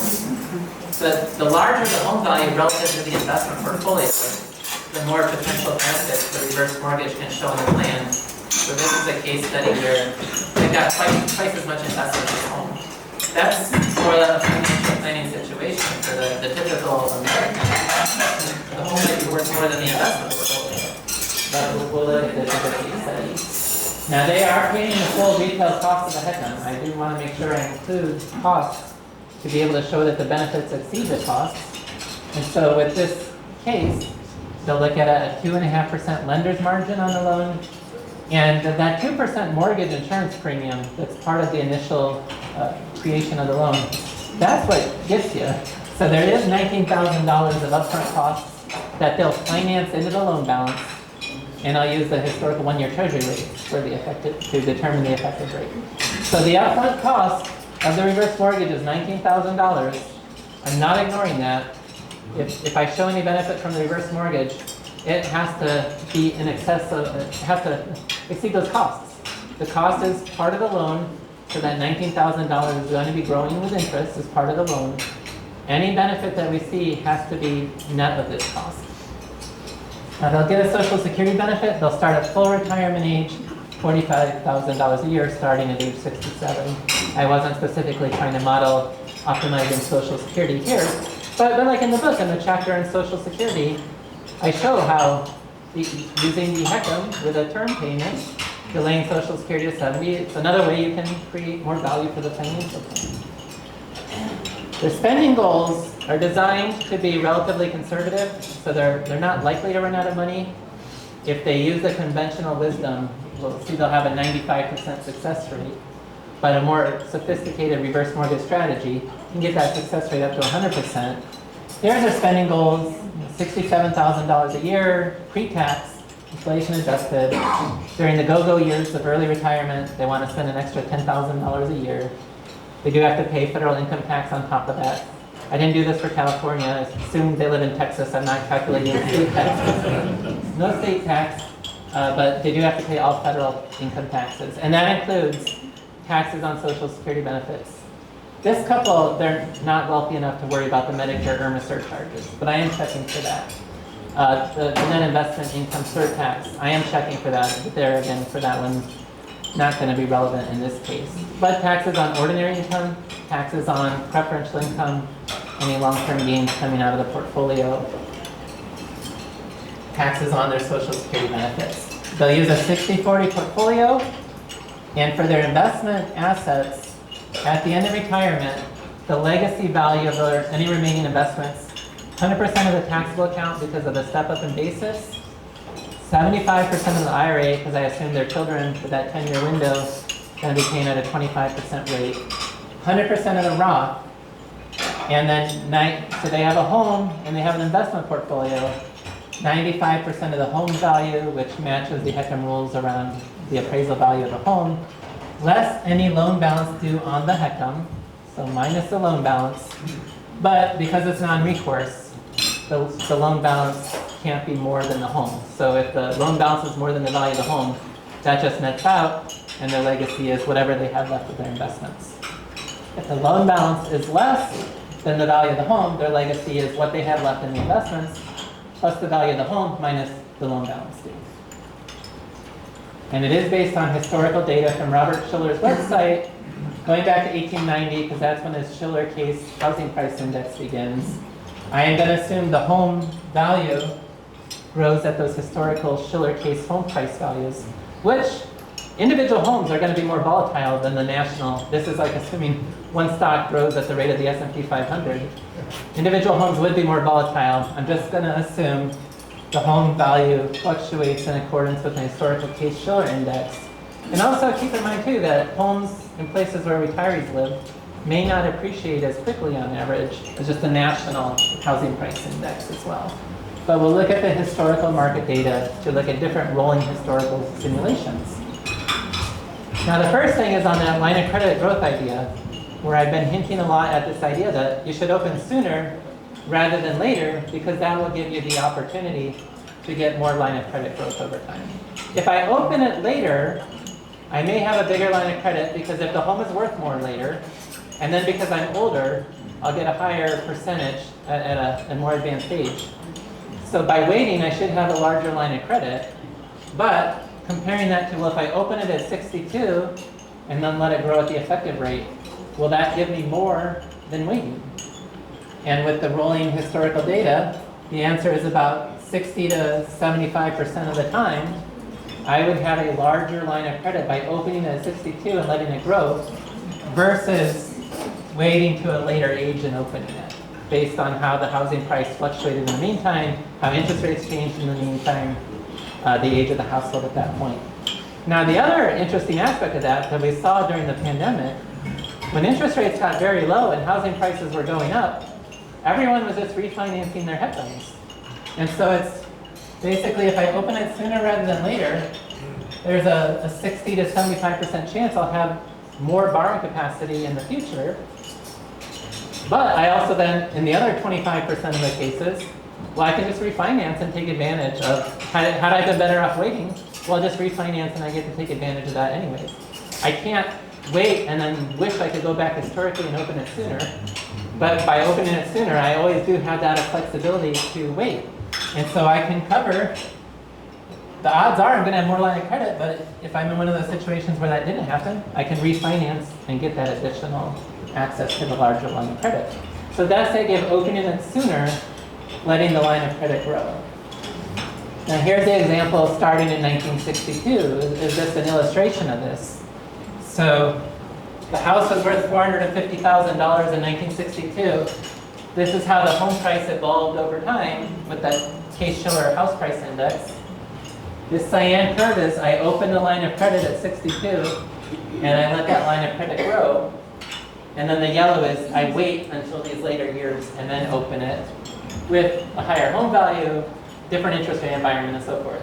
The yellow is growing, but this is one of those 60 to 75% of the cases where I have much more line of credit by opening it sooner and letting it grow than by waiting. And then we can see here that non-recourse aspect is being triggered in about 1992, where the line of credit actually is worth more than the value of the home at that point. Now that's a long time, it's 30 years to happen, but that's the idea. This was not a case where the home stagnated, but had the home value stagnated, that crossover could have happened at a much sooner point. So that's the idea of the protective hedge on the home value with that growing line of credit. But again, this is the idea, opening it sooner and letting it grow, the odds are we're going to have more borrowing capacity, which is going to make it easier to then meet more of our spending goals in retirement. Okay, so now let's look at the historical data on that intuition from before. Is using the reverse mortgage going to help make gains for the investment portfolio that more than offset the cost of the reverse mortgage? And so this is really following from these two seminal articles that were published in 2012. It was one of those cases where they didn't know about each other's work, but and they had different methods, but they basically had the same thing they were trying to demonstrate and the same conclusion. Both of these articles were about this idea that strategic use of a reverse mortgage standby line of credit creates retirement income efficiencies through its contributions to managing sequence of returns risk. And that's what each of them demonstrated. With this Barry Sachs research, it's what I mentioned before. If the market was down last year, I'll spend from reverse mortgage this year. If the market was up last year, I'll spend from the portfolio this year. With the Salter, Ivinsky, and Pfeiffer research, they were looking at how much money do I need to have every year to meet my retirement goals through the planning horizon. If I'm ahead of where I need to be, I'll spend from the investments. If I'm falling short of where I need to be, and they specifically found if I'm less than 80% of where I need to be, then I'm going to start tapping into the reverse mortgage to help try to preserve the portfolio from that point. So both are getting at this idea of if the portfolio is not doing well, however defined, tap into the reverse mortgage to give the portfolio a chance to recover. And both articles are demonstrating that generally works. And so what I'm showing now is really just my interpretation of the same kind of research idea. So we'll look at a 10-year payment, those ongoing monthly payments for as long as you live in the house, a portfolio coordination strategy, and a portfolio coordination strategy with voluntary payments, repayments. Now, not all of that I'll be showing right now, but that's all covered in the book if you really want to dive in deep. And I'm going to compare those to home equity as a last resort, which is the conventional wisdom. I'm going to spend for my investments until they're depleted. If they deplete, and it's before age 95, then I'll turn on a reverse mortgage at that point and start spending from it. I'm comparing that against the 10-year payments and these portfolio coordination strategies. Now the portfolio coordination strategy I used, I went through a bunch of different options and found this is a really simple rule, and it seems to work just as well as anything more complicated. And what it is I just record the value of my investments at retirement. In this case study, they had the $900,000 of investments at retirement. I'll write that number down on a piece of paper. As I go throughout retirement, whenever I need a distribution, if my investments are worth more than $900,000 at that point, I'll spend from the investments. If my investments are worth less than $900,000 at that point, and I have loan capacity, borrowing capacity, I'll spend from the hedge. And that's the portfolio coordination strategy I use. It's more of a cousin of that Salter-Ivinsky approach, but it's a lot more simplified because I'm not tracking exactly how much money they need every year in retirement to make their plan work.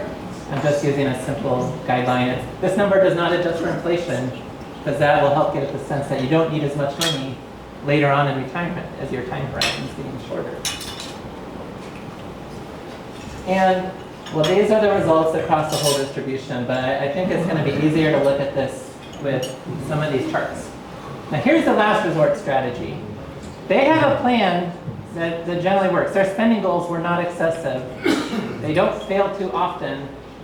What this shows you is the net legacy at the end of retirement with the last resort. Whatever's left in their investments plus the value of the home, and then if they did have to use the reverse mortgage, minus the loan balance on that. If there's no circle on the point, they never ran out of investments, so they didn't have to use the reverse mortgage. Points with circles, their investments did deplete, and so they do have to use the reverse mortgage. If these points stay above zero, though, the reverse mortgage saved them. So they ended up being able to meet their spending goal through age 95 with the use of the reverse mortgage. In 5 cases in the mid-1960s, that did not work. They ran out of investments, they turned on the reverse mortgage, they used up the entire line of credit, they couldn't meet their full spending goal. So the last resort strategy failed 5 times, but worked the other, overall 95% of the time. And that's what we want to now compare against Could we do better than the last resort strategy? Now this chart is comparing 10-year payments to the last resort. And the idea here is if the number is above 0, legacy is higher with the 10-year payments. If the number is below 0, legacy is higher with the last resort strategy. And that might just simply be a function of if they never had to tap in, never really needed to use the reverse mortgage because markets did so great in their retirement, they just can avoid paying interest and the upfront fee plus interest. They get that out of the equation. Generally speaking, they come out ahead with the 10-year payment reducing the distribution need from their investments. Not 100% of the time, it's more like the 65-70% type range of the time. And that's similar to what those other research articles have found using Monte Carlo simulations. Sometimes the last resort comes out ahead. 1982 is the special case. 1982 interest rates were, I think, 16% that year. So you didn't have much borrowing capacity with the reverse mortgage. Plus, markets did great after 1982. So you really never needed to use the reverse mortgage anyway. So you did fall behind with the reverse mortgage. It's basically, with interest rates being so high, the upfront costs took up most of the borrowing capacity, and so it didn't really help out that much. But that's a rarity. There are other cases where 10-year payments did not help, but generally they did help. And then what's important here is risk management. So here's a different way of looking at that same data. This is their net legacy at the end of retirement with 10-year payments and the last resort. So if the dots are above the line, then the 10-year payment gave them a better financial planning outcome. If the dots are below the line, the last resort gave them a better outcome.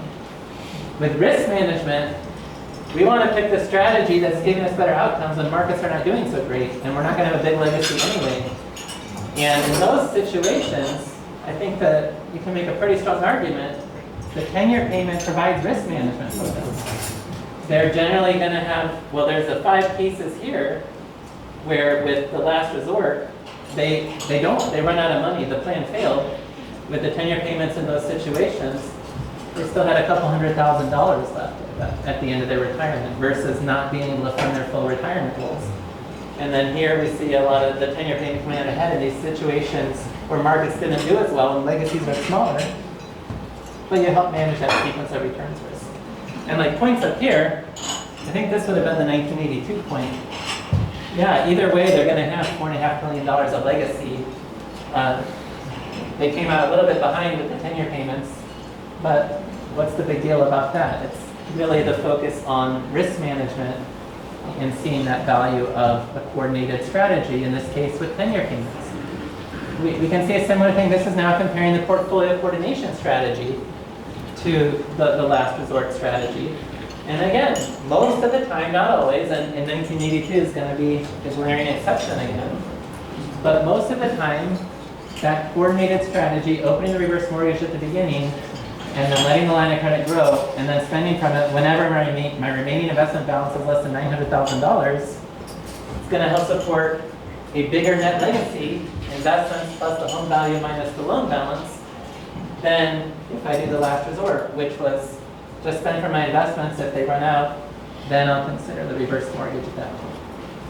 And again, I didn't show that. It's in the book too. But with the risk management, it's very similar, where you see the stronger outcomes with the coordination strategy in those scenarios where market returns weren't as great and the legacies weren't as large anyway. So a couple other wrap-up comments. I've been really interested in this idea of there are different retirement strategies out there. Some people are going to be comfortable just using investments. Some people might prefer safety from either having buckets of bonds to cover upcoming expenses, having annuities to support lifetime income. I think this can also impact how they might think about reverse mortgages. But we did this research about retirement styles, like what drives people to pick a retirement strategy, or at least what kind of retirement strategy are they comfortable with. Somebody who's probability-based is comfortable relying on market growth. Somebody who's safety first really wants protections for the assets backing their essential spending in retirement. The other important factor we found was optionality versus commitment. Someone with an optionality orientation wants maximum flexibility for all their assets. They don't want to lock in anything. someone with a commitment orientation actually feels more comfortable committing to something that will solve their lifetime need, so they don't have to worry about it on an ongoing basis. And when we did this, it was a real aha for me to see this explains the retirement strategies out there. We hear a lot about things like the 4% rule, about spending from investments in retirement. Well, if I'm probability-based, comfortable relying on markets, and optionality-oriented, I want flexibility for my assets, I'll spend from a diversified investment portfolio. That's the total return approach for retirement income. If instead I'm safety first, I want protections for my assets, and I'm comfortable committing to strategies that solve for my lifetime need, call that income protection. That's the idea of building a floor of reliable lifetime income to make sure your basics are covered, and then you have the foundation to invest on top of that for more discretionary goals. And I won't go into the whole analysis behind that, but I bring that up just because I think we can start to then consider if someone's going to use a reverse mortgage, what type of an approach might resonate better. And so if you've got a total return individual, they're not necessarily looking for protections and insurance, but they might be driven by the idea of, well, I can leverage my portfolio. I didn't really talk much about this specific strategy, but for the more aggressive person, you spend down the HECM first, you let your portfolio grow for a few more years, and then you start tapping into your portfolio after that point. Really, you're leveraging your portfolio with the assumption that the growth rate of the portfolio will be higher than the loan growth, plus with the non-recourse aspect. You might not feel the full burden of the loan growth. So that would be a more aggressive spend the HECM first. You're talking to someone who's got an income protection style. They do want safety. They do want protections. They might be more interested in the tenure payment or in finding a way to delay Social Security, and so potentially building that Social Security delay bridge. Or just have that growing line of credit as a contingency fund, because they want to have assets available for the unexpected. And they want to earmark. Okay, these assets are for certain purposes. I'll have a growing line of credit earmarked for contingencies in retirement. And then, I mean, with the other styles, I didn't really explain much about them, but it's a similar idea of just, there are different ways the reverse mortgage can be used. I think different approaches can resonate with different types of individuals based on how they feel about these retirement income factors, how they feel about market volatility, how they feel about having maximum flexibility for their assets, and so on and so forth. So to wrap up, I'm happy to consider if there are any questions after that as well, but we can't look at reverse mortgages in isolation. This was a big mistake in a lot of the basic discussion out there that says reverse mortgages are too expensive. Well, it's like what Shane said. They're not too good to be true, but they're too good to be free. But I'm incorporating their costs. If you just looked at the reverse mortgage by itself, it can look expensive. But that's not what we're doing here. We want to see if I can more effectively meet my spending goals and preserve more money for a legacy at the end. That something that's costly in that context is something that doesn't let me leave as large a legacy or doesn't let me meet my spending goals. And that's where the reverse mortgage can really shine, by its being incorporated into a plan and by the synergies it creates to better preserve that investment portfolio. And then to see what's left in my investments, plus what's left with the home, minus the loan balance. We do consider the loan balance, but if I still have a bigger net legacy, that's really, to me, a less expensive approach. Or I don't know how to frame it exactly, but that's a better outcome. You've got value from those costs. They gave you more overall value. The last resort does hurt retirement sustainability. I created a case study where they didn't run out of money that often, but still their success rate, even in that study, went from 95% to 100% by using a more strategic way to incorporate home equity into the plan. It works because it helps manage that sequence of returns risk for the investments, and because of the value of that growing line of credit to provide more spending power later in retirement. Now, this is something that's more relevant for like middle class or mass affluent type retirees, just because that lending limit, if their home's in excess, like I said, more than $1.2 million, having the line of credit on that $1.2 million, that's going to have a bigger impact for that household. And in this case study, the house value wasn't anywhere near that. The investments weren't even anywhere near that, but they were able to create a lot of value. And so if you've got multimillionaires, yes, the reverse mortgage can still help. It's just on a relative basis, it's going to have less impact than it would for more middle class or mass affluent retirees. And responsible use of HECMs can indeed improve retirement outcomes. It's consistently shown in research article after research article. And I find the same sort of results. So I'm really confident about that idea. And it's all back to managing sequence of returns risk. It's not looking at the cost of the reverse mortgage by itself. It's looking at using the reverse mortgage help create synergy to manage risk for the investments so that the investments were able to grow, pay for the cost of the reverse mortgage, and still provide more left over at the end to give that better financial planning outcome. All right, thank you very much.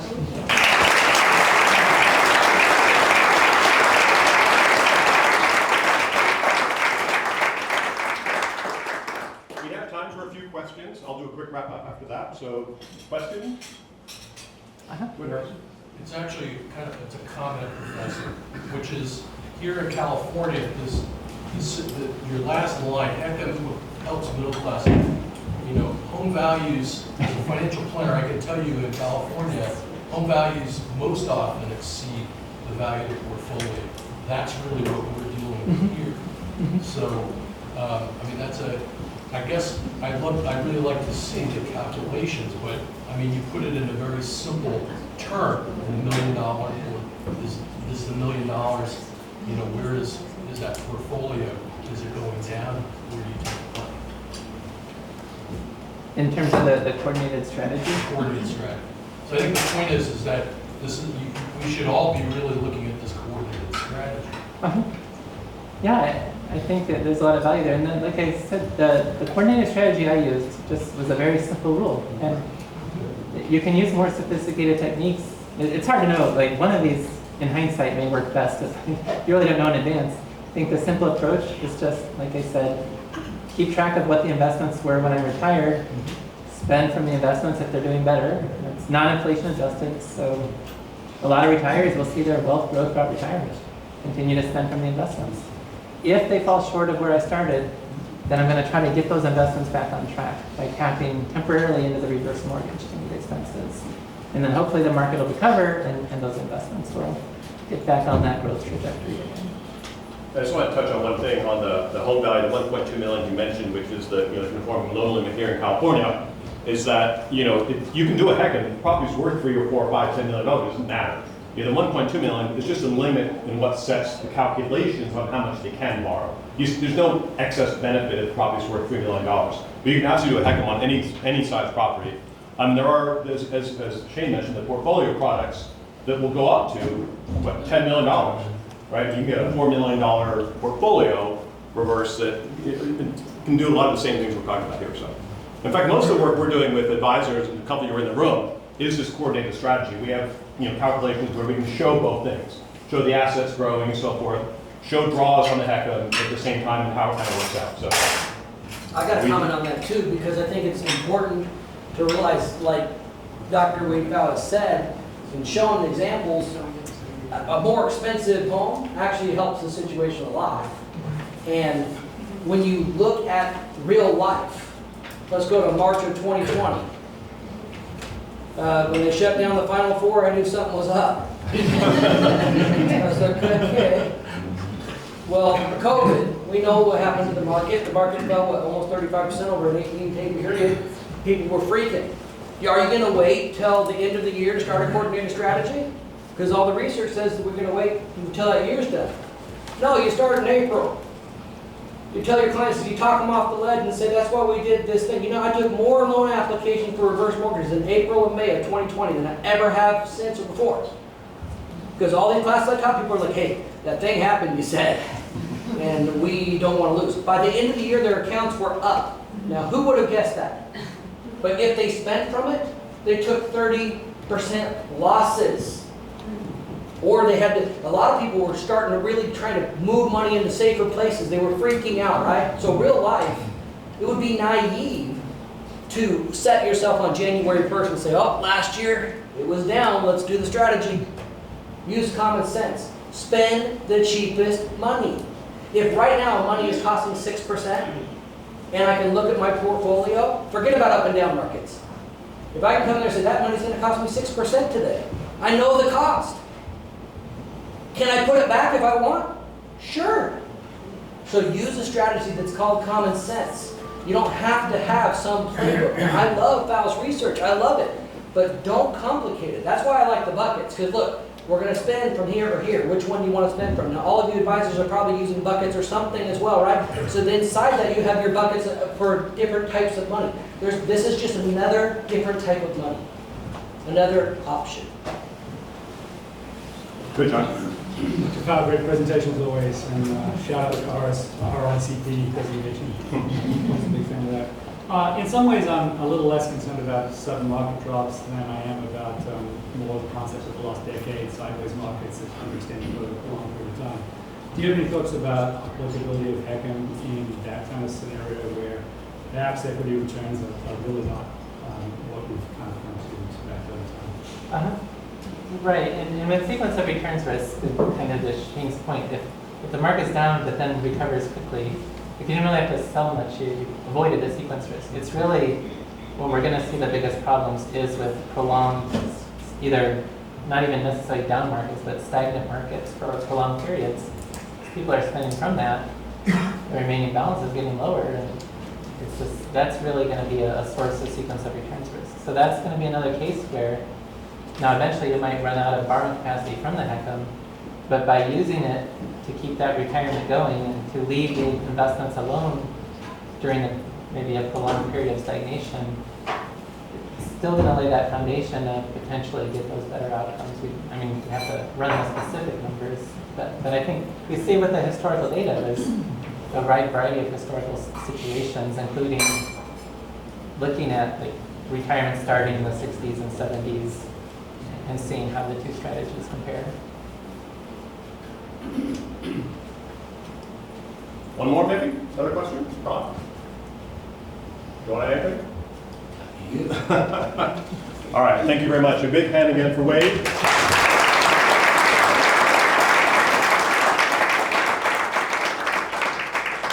And I think you can probably see why it's better that I had Shane and Wade do this, quite frankly, because he has the passion and he has the great knowledge. I can never do all that work that Dr. Pfau has done, so fantastic work. All right, I know a couple of you didn't get books. It's all Wade's fault. To say Dr. Pfau, but no, the reality is I didn't order enough books because we sold out. We have some extra ones, and if for some reason you didn't get his book, just go ahead and let us know, give me your card, send me an email, whatever, and we'll get you one shortly. I didn't, by the way, promote my own book, because it's not suiting my event. But if you meet with me later on, we'll talk about you getting a copy of my book, Borrow Smart, Repay Smart. Some of you may already have it, but I'd like to share that with you as well. If you notice in here, I kind of gave you notes and some sheets in here and some specific things for different markets. You know, financial advisors, insurance, realtors, and so forth. So hopefully you'll take advantage of that. I want to again thank our sponsors, so Mutual of Omaha, Brandy, thank you very much. I appreciate being here. And Anna and Emily and Sam and Becky. Becky, so here you go. Thank you. You guys are awesome. I really appreciate it. Big hand for you guys as well. Maybe if you have a chance to say hello to them, please go say hello to them before we check out. What else? So I didn't touch on this earlier, and I don't want to spend a lot of time on it, but I know that many of the people in the room were affected by the fires, right? The devastating stuff that happened both in our local community here. We had a lot of clients that lost homes and are still facing challenges, and so our thoughts are out to all of you. And I know all of you know someone, if you personally were affected. We still have a lot of resources on our page, our web page, and so forth. If you need help, reach out. We're getting questions all the time from people. If you had a reverse mortgage, what happens, and those kind of things. So feel free to reach out to anyone on my team to talk about those kinds of things as it comes up. All right. Okay, so this is just a quick snapshot. I'm not going to go into this, but this kind of shows the coordinated strategy that we do with clients and with our partners, financial planning partners. So what I want to do is, ideally we get together after this and talk about these kind of things. So this is just kind of one chart. So again, I won't kind of go into it all, but it's fun and pretty. All right, but this is great. Like you've hopefully discovered something new today. And the reality is you've heard something new, and maybe you learned something new. But it doesn't mean anything until you take action, right? So we know this, right? So information is the what? It's a building block. You've got a lot of information today. But knowledge is knowing how to use it, right? So that's a great next step. But really the final step is wisdom, is when you actually take action on right? The things you've learned, and that becomes your understanding. So I'm going to encourage you all to sort of take action with this. Many of you have sort of worked with us in the past and done illustrations and so forth. So it gives me a quick chance to ask a couple of questions. So, hands up in the air. I assume, does everyone in the room know someone that owns a house, or owns a house himself, right? Right? Pretty simple. All right, do any of you have clients over the age of 62 that have a home that's free and clear? Or a very small mortgage, right? Almost everyone. Do any of you have clients that are nearing retirement? Maybe in the next 5 years, that red zone, right? And they still have debt, and they're worried about the debt, right? And so forth. You're getting there, is that right? All right, last question. How many of you actually sat down and done an illustration with a reverse mortgage in what we're talking about, a coordinated strategy to actually put it together and look at it as part of your portfolio in retirement income planning? How many? Just a couple, right? So there's a big opportunity in the room, right? And the opportunity is right there. That's where the opportunities are. So one other quick tool, which I'm going to announce kind of here for the first time. We've partnered with a company called Sora Finance. You'll all get some information on it after this event. It's a liability management tool. It's free to all our partners. There are lots and lots of companies already using it. You can see some here along the bottom. Advisors that work with them directly pay $100 a month for this tool. It sucks in all their liabilities. Now I want to remind you what we do at Simple Mortgage. We believe in kind of financial symmetry, right? The balancing of both sides of the balance sheet. Most of you are working on the asset side. We're entirely focused on the liability side. And this is a tool that we can use to help in the planning. So we encourage you to get together with us. Give us a call, scan the QR code, book an appointment. You have a thing in your book for the same kind of thing. There should be a little postcard in there. And we'd love to get together in the next couple of months and talk about a strategy and help you illustrate it or learn more about it. We also do a podcast. If you just want to be on the podcast, we're happy to do that as well. So anyway, any final words? Shane, you want to wrap up? I've got one more takeaway. I said earlier I wanted to tell you a story about a Roth conversion. Something I've done multiple times. I think this is a good takeaway for those that are advisors in the room. Even with people that already have a reverse mortgage. See, reverse mortgages can't be refinanced, and they're very inexpensive when they're refinanced because the FHA mortgage insurance is credited back. You don't have to pay that 2% fee again. Let me tell you something we just did with one of my clients. They had a reverse mortgage for years. They never made any payments. Their advisor sent them to me. I not only refinanced them and took them out of a fixed rate non-line of credit product. They couldn't access the equity. Why would you open the vault just to relock it up again? They had $268,000 worth of interest that had accrued. Again, it's not deductible until it's paid. Refinancing constitutes paying the interest.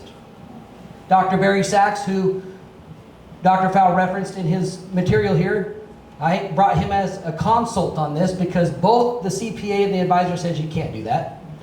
I said, sure you can. And we brought in a tax attorney out of San Francisco, Dr. Barry Sachs, and he agreed, and he's got a Harvard law degree and an MIT physics degree. He's a pretty smart guy. And we came in and we did it. He got a 1098. We rolled over $268,000 from a regular IRA into a Roth IRA tax-free. And do you think he cared about the fees on his loan? The guy was thrilled. That's just one example. So if those of you who have clients already with the reverse, John's a broker.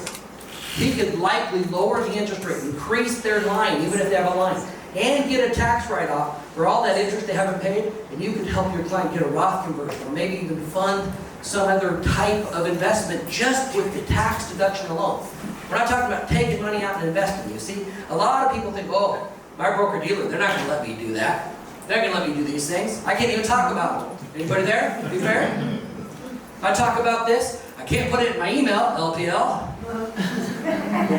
It'll get flagged.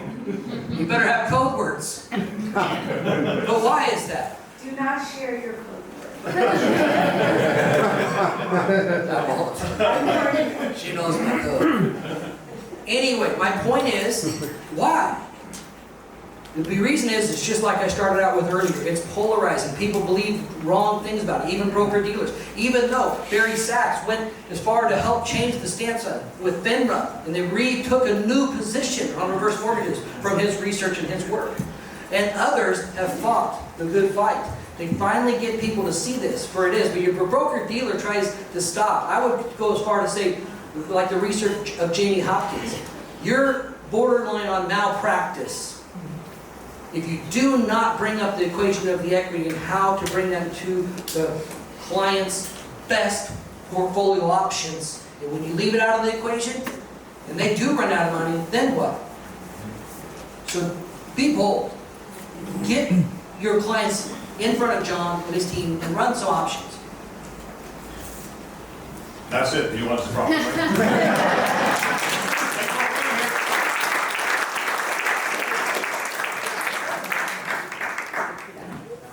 Have an awesome night.